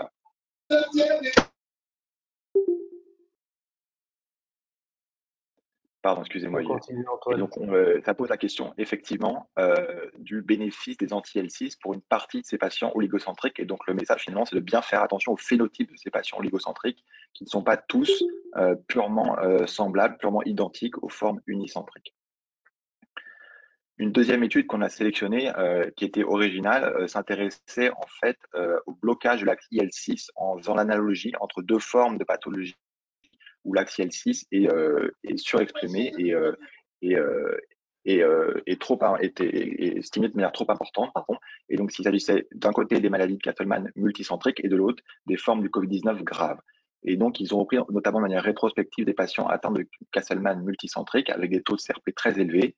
Et donc, cette étude a montré tout d'abord que le taux de CRP qui est utilisé comme surrogate, un peu comme marqueur du taux d'IL6, puisqu'on sait que l'IL6 drive le taux de CRP. Pour les patients qui avaient un taux de CRP initial bas, on observait un blocage complet de la CRP après les doses de siltuximab, donc qui était un inhibiteur de l'IL6 utilisé, alors que pour les patients qui avaient un taux de CRP plus élevé, on observait un effet rebond, une augmentation ou une persistance d'un taux élevé de CRP aux mêmes doses de siltuximab. Et donc, il utilisait par la suite, c'est ça l'origine de l'étude aussi, un modèle mathématique qui, à l'aide de la demi-vie connue de la CRP, prédisait l'évolution après traitement anti-IL6 de ces patients sur le taux de CRP et qui montrait qu'un blocage plus complet de la CRP par des bithérapies, notamment avec l'aide de l'antirécepteur tocilizumab plus siltuximab, permettait d'obtenir un taux de CRP plus bas, de manière plus prolongée dans le temps. Là encore, sur la base d'un modèle mathématique, à la fois pour les maladies de Castleman et pour les formes de Covid-19. Et donc, c'est un peu une étude originale qui ouvre la perspective, qui n'est pas encore d'actualité aujourd'hui, mais donc des bithérapies ou de doses plus élevées de bloqueurs de l'IL6, de l'axe IL6, pour ces patients dont on sait que les taux IL6, cette interleukine est très importante dans la pathologie de la maladie. Voilà, j'en ai fini pour mes présentations sur ces actualités sur Castleman. Merci beaucoup. Et donc, effectivement, en déficit immunitaire héréditaire, il y a également eu deux communications intéressantes qu'on a sélectionnées. La première, c'est en fait intéressée au conditionnement de l'allogreffe dans les patients atteints des formes les plus graves des déficits immunitaires, qu'on appelle les déficits immunitaires combinés sévères ou SCID en anglais. Donc, une communication d'un centre de Stanford. Donc, pour un rappel du rationnel de cette étude, les SCID sont des déficits immunitaires combinés sévères, on indique, qui sont marqués par un défaut quasi complet, notamment de la thymopoïèse, de la formation des lymphocytes T, qui se traduit par un défaut quantitatif et aussi de la fonction de ces lymphocytes. Et notamment, certaines formes de déficits immunitaires combinés sévères sont liées à des anomalies du réarrangement VDJ et en particulier à la réparation de l'ADN qui est nécessaire pour, après que les endonucléases RAG aient cassé le brin d'ADN des gènes des immunoglobulines et du TCR, cette machinerie de réparation de l'ADN sert à réparer cet ADN pour rassembler les fragments entre eux et produire donc un TCR ou une immunoglobine fonctionnelle. Et donc, ces SCID sont sujets à ces défauts de réparation de l'ADN qui les exposent donc à des toxicités très importantes des chimiothérapies qui rendent la greffe de moelle, qui est le seul traitement curatif de ces pathologies, très difficile. Par ailleurs, ces SCID ont pour certains un défaut complet de l'alloréactivité par un défaut TNK qui rend la greffe sans conditionnement possible, mais on sait que ces greffes sans conditionnement se traduisent par une moins bonne reconstitution immunitaire et une moins bonne reconstitution notamment du compartiment B, lymphoïde B, avec donc des complications infectieuses au long cours. Donc il y a quand même un intérêt au conditionnement de l'allogreffe pour permettre à la fois diminuer sa toxicité et permettre une meilleure reconstitution myéloïde et lymphoïde B chez ces patients. Et donc, le rationnel de ce traitement, de ce nouveau conditionnement, est d'utiliser un anticorps monoclonal seul, sans chimiothérapie, qui va viser donc le récepteur au stem cell factor, au SCF, qui s'appelle CD117. Et CD117 étant une cytokine majeure pour la survie des cellules souches dans leur niche hématopoïétique. Et on sait que quand on bloque ce CD117, on vide la niche hématopoïétique des cellules souches et donc on peut dépléter comme ça la moelle pour qu'elle puisse accueillir ces patients qui, par définition, par leur pathologie, ont un défaut d'alloréactivité et ne vont a priori pas rejeter la moelle. Et donc cette étude, c'était un essai de phase 1-2 monocentrique qui s'est intéressé en fait à des patients dans un premier temps qui étaient déjà greffés et qui avaient une mauvaise prise de greffe, une mauvaise prise myéloïde, une mauvaise prise B, avec des complications infectieuses liées également à un défaut T persistant. Et donc, ils ont utilisé un schéma de dose croissante progressive de cet anticorps monoclonal qui était administré afin de déterminer à la fois la safety, la tolérance de ce traitement, et ensuite des critères d'efficacité secondaires qui étaient principalement la prise de greffe sur le compartiment myéloïde. Donc, voici comment était designé le traitement. Donc, on injectait en une dose on fait une surveillance de la pharmacocinétique des anticorps, et quand les taux d'anticorps étaient suffisamment bas pour permettre de recevoir la greffe, il était utilisé des mégadoses de cellules CD34+, de cellules souches hématopoïétiques, suite à quoi était surveillée l'évolution et la prise de greffe. Et donc les résultats principaux qui ont été montrés à ce congrès étaient que ce traitement, tout d'abord, était extrêmement bien toléré, avec très peu de toxicité, qu'elle soit sur le plan clinique, même sur le plan biologique. Il n'y avait quasiment pas de myélosuppression, avec notamment des taux de neutrophiles circulants qui ne diminuent pas beaucoup. Et donc le traitement est finalement devenu ambulatoire pour les derniers patients qui ont été traités. Donc là, c'était pour la tolérance qui était très bonne, et pour les critères secondaires d'efficacité, on voit qu'il y a quand même eu une prise de greffe, notamment pour les doses qu'ils ont estimées les plus efficaces de 0,6 mg, avec des taux de chimérisme donneur myéloïde, donc sur les composants neutrophiliques notamment, qui étaient autour de 11%.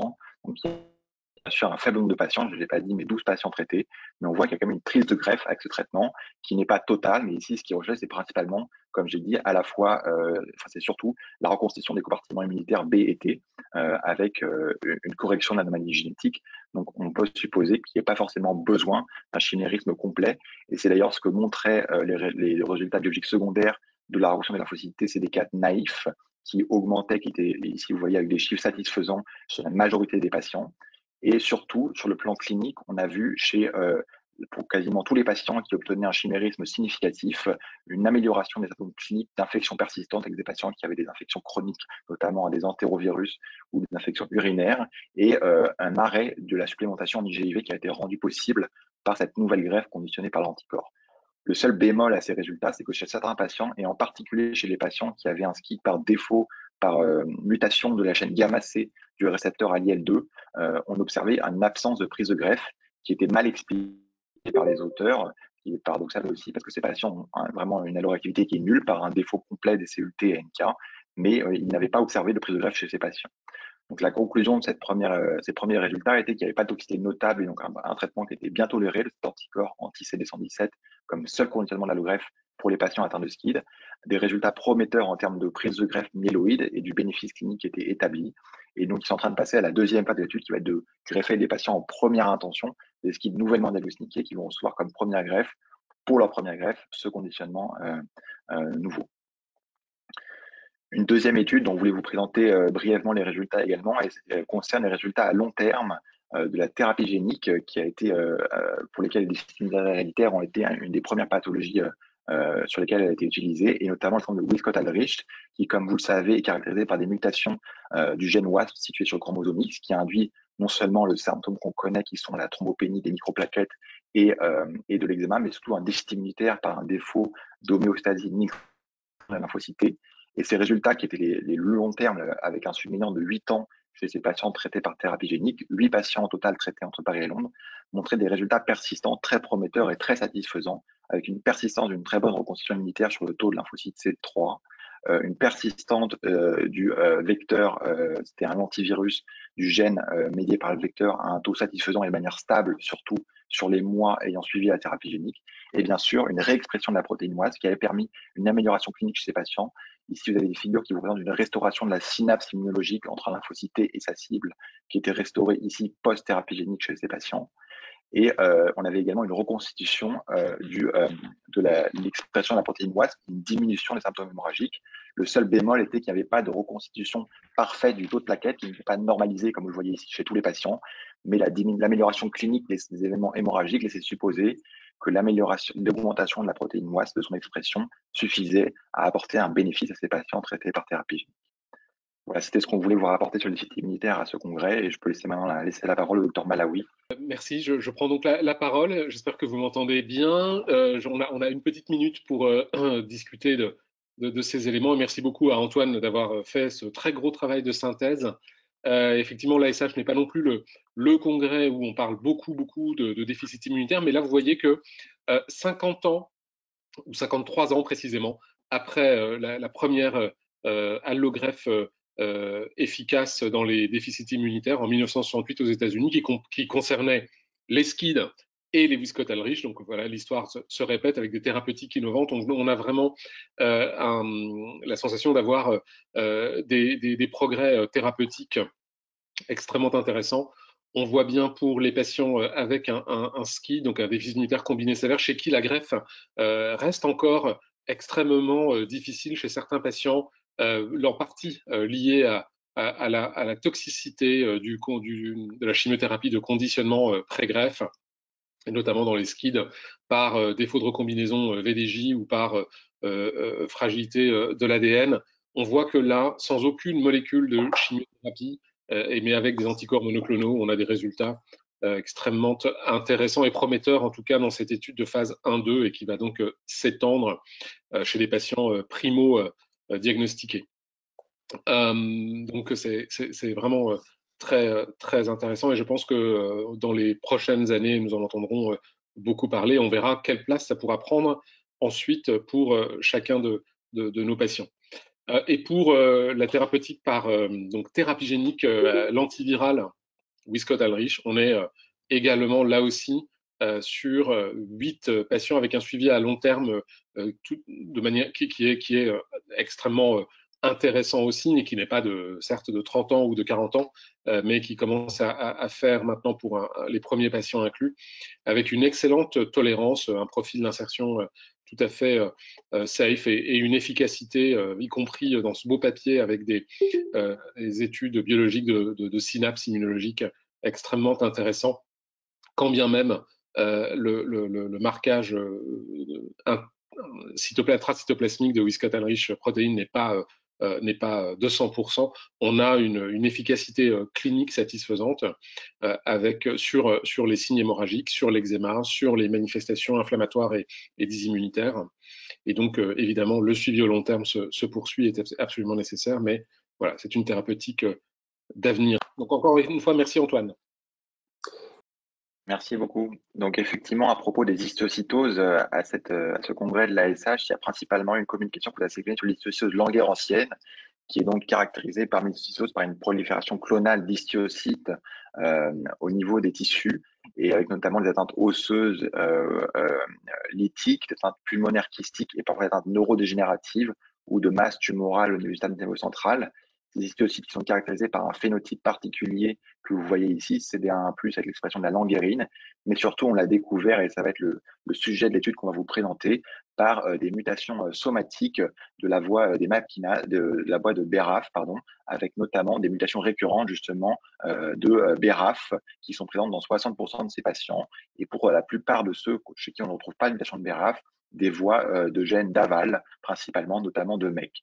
Et donc, ça pose la question d'inhibiteurs de ces gènes, et également comment traiter ces patients qui ont des formes cliniques très hétérogènes, avec des formes parfois localisées ou des formes parfois systémiques. Et la découverte de ces mutations génétiques a permis de déterminer l'hétérogénéité de ces patients, avec pour certains patients des formes d'histiocytose qui étaient dérivées des macrophages dérivés du sac vitellin, notamment au niveau de la microglie ou de l'épiderme, ce qui pouvait expliquer des formes limitées, et pour d'autres, des mutations somatiques dérivées de la moelle osseuse qui pouvaient survenir très tôt et qui pouvaient expliquer des formes pluriorganes systémiques typiquement plus graves. Et donc, cette première étude qu'on voulait vous présenter s'est attachée à un sujet sur lequel il y a encore peu de données, qui est donc le traitement par inhibiteurs ciblés de ces mutations récurrentes dans les sociétés languérantiennes, avec 2 inhibiteurs, le dabrafénib, qui est un inhibiteur de BRAF, et le trametinib, qui est un inhibiteur de MEK. Le dabrafénib pouvait être utilisé de manière isolée, ou les deux pouvaient être utilisés en combination. Il s'agit donc dans cet essai prospectif multicentrique de phase 1-2, de patients présentant des pathologies et des mutations récurrentes de BRAF, dont les histiocytoses languérantiennes, qui étaient traitées de cette manière, des maladies qui étaient réfractaires, chose importante, et là aussi à des doses croissantes du traitement. Donc la cohorte qui concernait les cytoses de langue ancienne concernait des sujets pédiatriques avec quasiment aucun sujet d'âge supérieur à 12 ans, des atteintes multisites pour 25% des patients qui étaient déjà lourdement pré-traités, principalement par de la chimiothérapie et pour une minorité d'entre eux par des thérapies biologiques ciblées, et qui avaient une durée d'évolution de la maladie qui se chiffrait en plusieurs années. Tout d'abord, sur le plan de la tolérance, ces traitements par inhibiteurs ciblés de la voie BRAF étaient correctement tolérés, même s'il y a quand même eu plusieurs effets secondaires qui étaient remarqués. Les principaux à retenir sont ceux d'une neutropénie, principalement pour la bithérapie, ainsi que des cytolyses hépatiques qui ont été remarquées et des effets de nausées et vomissements sévères, dont quand même entre 15 et 25% de ces effets secondaires ont amené à l'arrêt du traitement chez une minorité des patients. Donc, la majorité des patients toléraient quand même le traitement, notamment en comparaison à la chimiothérapie. D'un point de vue de l'efficacité, la première chose qu'on peut dire, c'est que le traitement était supporté pour ceux qui le continuaient pendant longtemps, pendant plusieurs semaines, jusqu'à 300 semaines, avec, je vais vous remontrer dans un instant, des taux de réponse qui étaient très intéressants. Justement, ces taux de réponse nous montraient que entre 75% des patients, pour les patients qui avaient été traités par la monothérapie par l'inhibiteur de BRAF, et 60% des patients par ceux qui étaient traités par bithérapie, avaient répondu au traitement, avec environ 35 et 45% de réponse complète. Et surtout, chez ces patients qui répondaient au traitement, on avait une réponse qui était très durable dans le temps et qui ne semblait pas devenir réfractaire avec le temps au traitement. Ça laisse la question de savoir si ce traitement est suspensif ou non. Il le serait possiblement, mais en tout cas, sous traitement, les patients restent en bonne réponse quand ils l'obtiennent, avec des taux prédits, en tout cas des taux de PFS qui n'étaient pas, des médianes de PFS pardon, qui n'étaient pas atteintes, et des taux prédits à 24 mois de traitement qui étaient de l'ordre de 90 à 100%. Donc, pour résumer cette étude qu'on vous a choisie sur l'hypothyse langue ancienne, le message, c'est que c'est un traitement très prometteur pour ces patients qui étaient déjà donc en rechute ou réfractaires aux traitements standards, qui sont principalement pour l'hypothyse langue ancienne, la chimiothérapie associée aux corticoïdes, un produit de toxicité modéré avec des effets indésirables mais qui semblent gérables, principalement une neutropénie sévère qui avait été notée, et surtout donc un taux de réponse important avec de l'ordre de 70% sous dabrafenib sub, 60% sous dabrafenib trametinib. Ces variations étant évidemment sujettes au faible nombre de patients qui avaient été étudiés, et donc ouvrent la perspective d'études de cohortes de plus grande ampleur qui seront amenées à être publiées prochainement, et notamment des essais comparatifs pour ces patients réfractaires et peut-être bientôt pour des patients en première ligne, puisque ces réponses obtenues semblent durables et surtout stables dans le temps. Voilà, je vous remercie. Je laisse encore une fois la parole au professeur Tazi s'il souhaite commenter. Bonsoir, merci beaucoup Antoine. Alors, on a eu un petit peu de mal à choisir dans des exposés sur l'histiocytose, qu'on avait peu. Et je dois d'abord un petit peu nuancer cette étude dans la mesure où elle vient après l'étude principale qui utilisait les inhibiteurs de BRAF dans l'histiocytose langue ancienne de l'enfant, qui a été faite par Jean Donadieu sur une cohorte beaucoup plus importante. Alors, la problématique est que ça a été clairement une avancée thérapeutique, et notamment chez l'enfant dans les formes qu'on appelle à risque, c'est-à-dire qui ont des atteintes hématologiques, spléniques ou hépatiques, et pour lesquelles la chimiothérapie standard est souvent inefficace, ou en tout cas ne permet pas de contrôler la maladie. Et donc ça a été une vraie avancée, avec encore une fois l'étude de Jean Donadieu qui a montré sur 57 malades au niveau européen la réponse au vemurafenib, qui est un autre inhibiteur de BRAF. Le principal problème auquel on est confronté, d'une part, les effets secondaires semblent moins importants chez l'enfant avec les inhibiteurs de BRAF que chez les adultes. Chez les adultes, le risque principal, c'est les tumeurs cutanées malignes, basocellulaires et parfois des spinocellulaires. Et puis, chez l'enfant, semble-t-il, il y a moins de réactions, il n'y a pas eu de constatation de tumeurs malignes cutanées, et il y a une étude récente de l'équipe de Trousseau qui montre que c'est essentiellement des lésions cutanées modérément importantes, des vomissements, parfois des diarrhées. Le principal problème avec ces thérapeutiques, c'est qu'effectivement, elles sont quand même suspensives, et à l'arrêt du traitement, notamment dans les formes avec organes à risque, il y a une rechute de la maladie. Et donc, la question qui se pose aujourd'hui, c'est quelle stratégie thérapeutique pour essayer d'éliminer le clone qui est sous-jacent à ces accumulations plus que de prolifération de cellules de Langerhans dans les lésions. Et une possibilité, c'est d'étudier, d'ajouter un inhibiteur de MEK, c'est le principal intérêt de cette étude qui est comparative, donc, puisque c'est un peu sur le schéma du mélanome, en sachant que dans l'histiocytose, il n'y a pas d'échappement, mais vous savez que dans le mélanome, il y a un échappement et que l'adjonction d'un inhibiteur de MEK chez les patients BRAF mutés V600E améliore la réponse. Ce qui est un peu surprenant ici, c'est que la réponse était plus faible dans l'association BRAF plus inhibiteur de BRAF plus inhibiteur de MEK. Et ce qui est aussi surprenant et qu'il faudra confirmer, c'est les effets secondaires plus importants, parce que l'expérience qu'on en a chez l'adulte, c'est que l'association des deux, en fait, diminue le nombre d'effets secondaires. Donc, c'est une étude qui est intéressante, mais qu'il faudra confirmer. Et peut-être, ce qui est important de voir, c'est est-ce qu'on arrive réellement à éliminer le clone en utilisant une bithérapie, ce qui n'est pas encore prouvé. Donc, c'est clairement des traitements suspensifs. C'est une étude supplémentaire avec les inhibiteurs de BRAF et l'association avec l'inhibiteur de MEK, il faudrait le faire à une plus grande échelle et voir si on a les mêmes effets secondaires. Et c'est aussi un peu surprenant que les réponses complètes soient moins fortes dans les réponses sous darafenib soient supérieures pour l'association des deux molécules. Et merci beaucoup Antoine, parce que je ne t'ai pas beaucoup aidé. Merci beaucoup. Oui, donc concernant les mastocytoses, donc pour vous rappeler le contexte un peu de des études qu'on va vous présenter, les mastocytoses sont liées donc à une expansion clonale là aussi de mastocytes, de cellules myéloïdes qui sont des mastocytes, avec donc des symptômes liés essentiellement ou bien à la masse tumorale et à l'organopathie, comme décrit ici, liés à l'expansion des mastocytes, mais aussi aux médiateurs libérés, notamment l'histamine, la tryptase, par ces mastocytes. Et donc il existe là aussi une hétérogénéité clinique de ces maladies, avec des formes plutôt indolentes, qui se manifestent d'ailleurs souvent par les symptômes liés aux médiateurs, et des formes plus agressives, de formes systémiques, avec l'infiltration de différents organes à risque, et parfois même des formes en tant qu'hémopathie myéloïde qui s'associent avec un contexte, un paysage mutationnel varié à d'autres hémopathies myéloïdes qui viennent se surajouter à la prolifération des mastocytes, que ce soit sous forme par exemple de myélodysplasie ou de leucémie aiguë. Il existe des formes rares aussi de formes de leucémie purement à mastocytes qui peuvent être très agressives. Et donc là aussi, on connaît bien maintenant le fait qu'il y a une mutation récurrente, donc 90% environ de ces patients, justement du récepteur OSCL, dont on a parlé de c-KIT, mutation ponctuelle, ce récepteur étant exprimé particulièrement dans les mastocytes à l'état mature, alors qu'il n'est plus dans les autres cellules matures, et donc qui va être une mutation de gain de fonction qui va déclencher la prolifération de ces mastocytes. Et là aussi, selon le niveau auquel survient cette mutation, on peut observer de manière variée différents phénotypes avec des formes uniquement purement mastocytaires, typiquement indolentes, ou si la mutation survient plus précocement, et surtout si elle est associée à d'autres mutations, des formes qui peuvent s'associer une mastocytose avancée systémique à une autre hémopathie myéloïde qui peut être de phénotypes divers.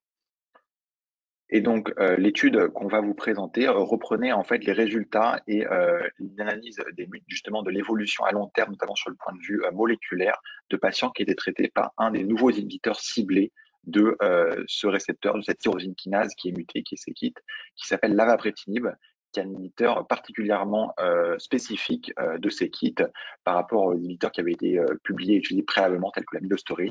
Il n'est pas parfaitement spécifique, il inhibe d'autres récepteurs, notamment le PDGFR, ce qui peut expliquer certains effets secondaires notamment, mais il est un des plus spécifiques actuellement utilisés aujourd'hui. Et donc, cette présentation orale rapportait les profils d'évolution moléculaire et phénotypique de ces patients traités par avapritinib pour donc des formes avancées de mastocytose systémique. Donc la première chose qui était notée et qui était connue, c'est que ces patients avaient une très bonne réponse au traitement. Vous voyez ici une réduction à la fois, donc c'était à chaque fois un taux de réponse global de l'ordre de 80%, que ce soit sur le taux de mastocytes présents dans la moelle osseuse, la VAF, c'est-à-dire la fréquence allélique de la mutation KIT dans le sang, ou la réduction des cellules myéloïdes tumorales quand elle était associée à quand la mastocytose était associée à une hémopathie myéloïde, que ce soit une leucémie myéloïde ou un forme myélodysplasique. Et donc, j'avais dit 80% de réponses et 20% des patients donc, ont progressé sous ce traitement ciblé avec des profils d'évolution divers, Mais ce qu'on remarque et ce qui était dit à cet entretien oral, c'est que l'ensemble de ces patients qui progressent semblent présenter une progression principalement du compartiment myéloïde muté et non pas du compartiment mastocytaire qui lui semble durablement inhibé. Le clone c-KIT muté, en tout cas, qui ne porte que la mutation c-KIT, est durablement inhibé par l'inhibiteur ciblé de c-KIT. Et donc, quand les progressions ont lieu, elles sont liées à une progression de sous-clones ou de clones parallèles qui présentent d'autres mutations qui les font évoluer vers des formes typiquement de leucémie aiguë ou de myélodysplasie, probablement ou possiblement sous l'effet de la pression sélective effectuée par l'inhibiteur de c-KIT qui est l'avapritinib. Ils ont regardé également les facteurs prédictifs de cette évolution, de cette progression. Et cette progression, quand on entend progression, on entend bien sûr principalement évolution d'un clone vers une hémopathie myéloïde. Et on observe qu'il n'y a pas de franc facteur péjoratif qui a pu être identifié en faveur d'une évolution, d'une progression. Et notamment, ce qui était surprenant, c'est que les mutations qui étaient préalablement connues comme étant un risque d'évolution, qui sont SRSF2, ASXL1, RUNX1, dans leur étude, ne portaient pas préjudice, n'étaient pas un facteur de risque d'évolution des malades traités par avapritinib. Enfin, pour corroborer ces résultats que je vous ai montrés à l'instant, ils montraient que chez les patients qui progressaient, qui sont ici à gauche ce graphique, vous voyez qu'ils avaient tous obtenu une réponse initiale, que ce soit sur la fréquence allélique, là encore, de la mutation de KIT ou sur le taux de cellules mastocytaires dans la moelle, qui était proche de 100%, et que pour la majorité des patients qui progressaient, la progression n'était pas associée à une augmentation de la masse tumorale mastocytaire ou à une augmentation d'un clone c-KIT+, et donc bien associée principalement à un autre clone myéloïde qui évolue secondairement et qui est un clone différent, différent du clone initial. Et ils sont attachés donc à étudier s'il y avait des nouvelles anomalies moléculaires, des anomalies moléculaires qui pouvaient prédire ou non de l'évolution vers justement de la progression vers une hémopathie myéloïde. Et ce qui ressort de leur étude, c'est que le paysage mutationnel est extrêmement complexe, hétérogène, et qu'ils n'ont pas réussi à ressortir de mutations, comme on l'a vu à l'instant, qui permettaient de prédire ou qui marquaient au contraire a posteriori une évolution clinique et clonale. Il y a des mutations intéressantes qui ressortent, notamment les mutations de CBL qu'on retrouve chez les patients, mais qui n'avaient pas progressé. Mais leur conclusion était que pour l'instant, on n'a pas encore de conclusion très claire sur ce que soit le facteur prédictif ou les facteurs, les signaux mutationnels en faveur d'une progression. Donc, ce que ça montre, en tout cas, cette étude, ce que montre l'étude, c'est que il semblerait que pour ces patients avec des formes avancées, particulièrement les patients ayant déjà préalablement des mutations connues comme somatiques dans les hémopathies myéloïdes, le traitement par avapritinib permet de contrôler durablement le clone mastocytaire et qu'il faudrait ensuite très certainement traiter en tant que tel les hémopathies myéloïdes associées sans tarder, puisqu'on voit qu'elles évoluent quand même chez 20% des patients après traitement par inhibiteur de c-KIT qu'est l'avapritinib. Une deuxième communication rapportait d'autres données sur ces patients traités par ce nouvel inhibiteur de c-KIT pour montrer là aussi qu'il y avait une diminution claire de l'infiltrat mastocytaire dans la moelle. Et surtout, ce qui était intéressant, c'est qu'on sait que la mastocytose est parfois, dans la forme avancée, associée à une myélofibrose importante et que, pour le coup, le traitement par avapritinib par inhibiteur de c-KIT permettait une diminution significative, comme on le voit ici, de la fibrose médulaire à 40 semaines de traitement. Et enfin, une deuxième étude qu'on voulait vous présenter, c'était intéressé à des patients, à comparer des patients qui présentaient des mastocystoses systémiques clairement identifiées à des patients présentant ce qu'on appelle des syndromes d'activation mastocytaire, qui sont des syndromes associés à la mastocytose, mais n'ayant pas les critères diagnostiques de mastocytose systémique et qui présentaient en plus de ça un taux de tryptase élevé. Et chez ces patients, les auteurs avaient analysé les anomalies du nombre de copies du gène codant pour la tryptase. Et ce qui a été montré est que c'est ces patients qui présentent donc des symptômes d'activation mastocytaire associés à une tryptase élevée, on retrouve un nombre significativement élevé d'anomalies du nombre de copies de ces gènes codants pour la tryptase, 66% versus 10% chez les patients qui présentaient une vraie mastocytose systémique, versus 5% seulement pour la population générale, et que donc chez ces patients, ces amis du nombre de copies du gène de la tryptase peuvent expliquer les symptômes d'activation mastocytaire qu'ils présentent. En revanche, les symptômes que présentaient ces patients étaient globalement similaires, que ce soit au sein des patients non mastocytosystémiques que des patients qui présentaient mastocystémique, ce qui a supposé qu'il y a d'autres facteurs, qu'ils soient génétiques ou non, qui rentrent en compte dans la prévention clinique de ces patients. Donc, c'était les deux principales actualités qu'on avait sélectionnées concernant les mastocytoses, et je laisse le docteur Rossignol nous apporter ses commentaires. Merci beaucoup Antoine. Bravo pour ta présentation et surtout tes présentations, parce que tu as quand même abordé énormément de sujets différents et tu l'as fait, en tout cas dans le domaine que je connais, le mieux avec brio. Donc, je pense que c'est les deux actualités principales dans la mastocytose, c'est effectivement cette nouvelle thérapeutique qui est l'avapritinib. Dans les formes avancées, maintenant, on commence à avoir des données assez solides pour dire que c'est un très bon médicament, un très bon traitement pour ces malades, une nouvelle option thérapeutique. Jusqu'à récemment, on n'avait pas grand-chose, on avait des chimiothérapies essentiellement.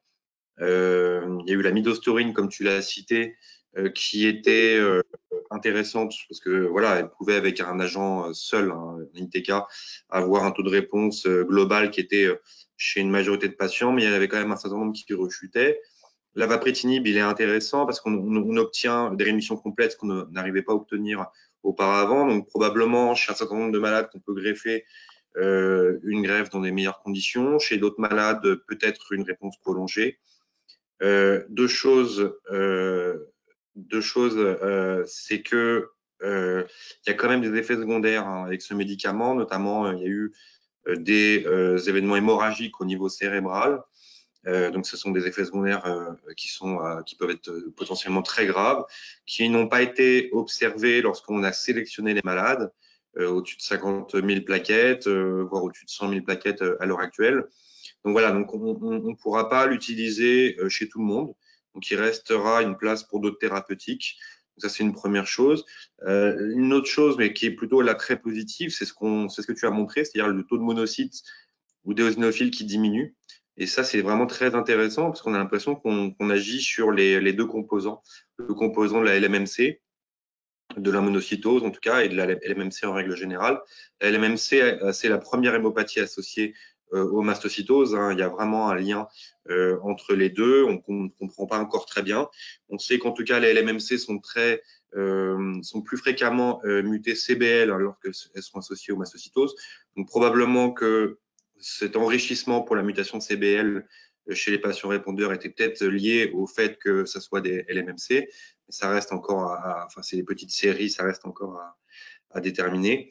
Et donc, voilà, donc ce médicament, il y a un dépôt d'AMM qui va être effectué là, tout prochainement. Et donc, on espère pouvoir l'utiliser plus aisément qu'actuellement pour nos malades qui restent dans les formes avancées, comme tu le dis, même si c'est rare. Potentiellement, enfin, qui est gravissime.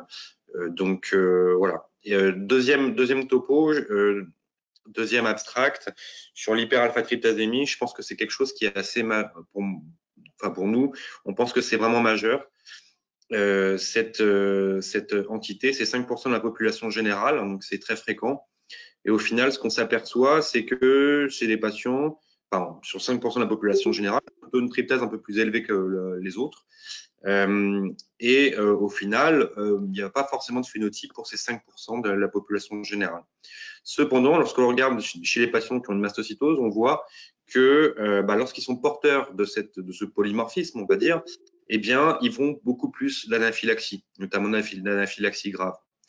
Donc, probablement qu'on va devoir être amené à la rechercher systématiquement dans le cadre des mastocytoses pour déterminer les malades qui sont à risque de faire de l'anaphylaxie grave. Par ailleurs, donc là, j'avais un petit peu insisté pour mettre le seuil de tryptase qu'ils ont sélectionné pour l'abstract, parce qu'ils ont pris les malades qui avaient des tryptases élevées. Donc, effectivement, quand on a une tryptase élevée, je pense que pour pas de mastocytose, il faudra rechercher, si on a des symptômes, bien sûr, cette hâte, cette duplication du gène TPSAB1. Et par ailleurs, une autre donnée qui est intéressante, c'est que les malades ont des symptômes, tu l'as bien dit, qui sont globalement pareil, bon, c'était pas très fin leur analyse, mais globalement pareil, qu'ils aient un SAMA avec une duplication de TPS-AB1 ou un SAMA sans. Et par contre, c'était des symptômes qui correspondaient également à ce qu'on observe dans la mastocytose. Donc, ce qui prouve encore une fois que cette entité qui est le syndrome d'activation mastocytaire idiopathique, secondaire ou pas à une amplification du gène TPS-AB1, eh bien, existe vraiment, c'est une vraie entité qui ressemble énormément à la mastocytose et qui répondent en général au même type de traitement que la mastocytose. Donc voilà, donc encore bravo pour cette présentation. Tu as vraiment bien compris le sujet. Très bien. Eh bien, merci beaucoup. J'en profite pour vous signaler, vous l'avez sur vos écrans, la journée de la filière Marie le vendredi 24 juin prochain. Vous y êtes évidemment tous conviés. Bien entendu qu'on espère que ce soit en présentiel, même si il est difficile de prévoir quoi que ce soit en ce moment et qu'on a dû donc se réadapter pour faire cette session post-H de manière virtuelle. Mais on espère que la journée, elle, sera en présentiel. Je vous rappelle que les plus jeunes sont invités en métropole. On tâche de pouvoir prendre en charge les frais et d'inscription et d'acheminement, et on prend aussi en charge les frais des médecins des centres de référence. Donc vraiment, n'hésitez pas à nous contacter pour venir à cette journée. C'est toujours beaucoup plus agréable d'échanger de vive voix et ça permet de pouvoir encore une fois partager nos expériences, apprendre sur des maladies qu'on connaît un peu moins et se voir, ce qui devient de plus en plus compliqué. Donc voilà pour aujourd'hui, pour cette session post-H. Je pense que vous avez pu constater l'effort qui a été fait non seulement des plus jeunes, que ce soit Marine, que ce soit Antoine, que ce soit Stéphanie. Vraiment, les présentations étaient d'une très grande qualité. L'effort aussi des plus vieux, enfin des plus vieux, des médecins experts, seniors, qui ont permis de recontextualiser les messages et ont permis de faire en sorte que ces messages soient vraiment mieux compris, et en tout cas on puisse comprendre pourquoi ce sont des avancées majeures et qu'on avait choisi de vous les présenter. Et puis merci encore pour tout à tous.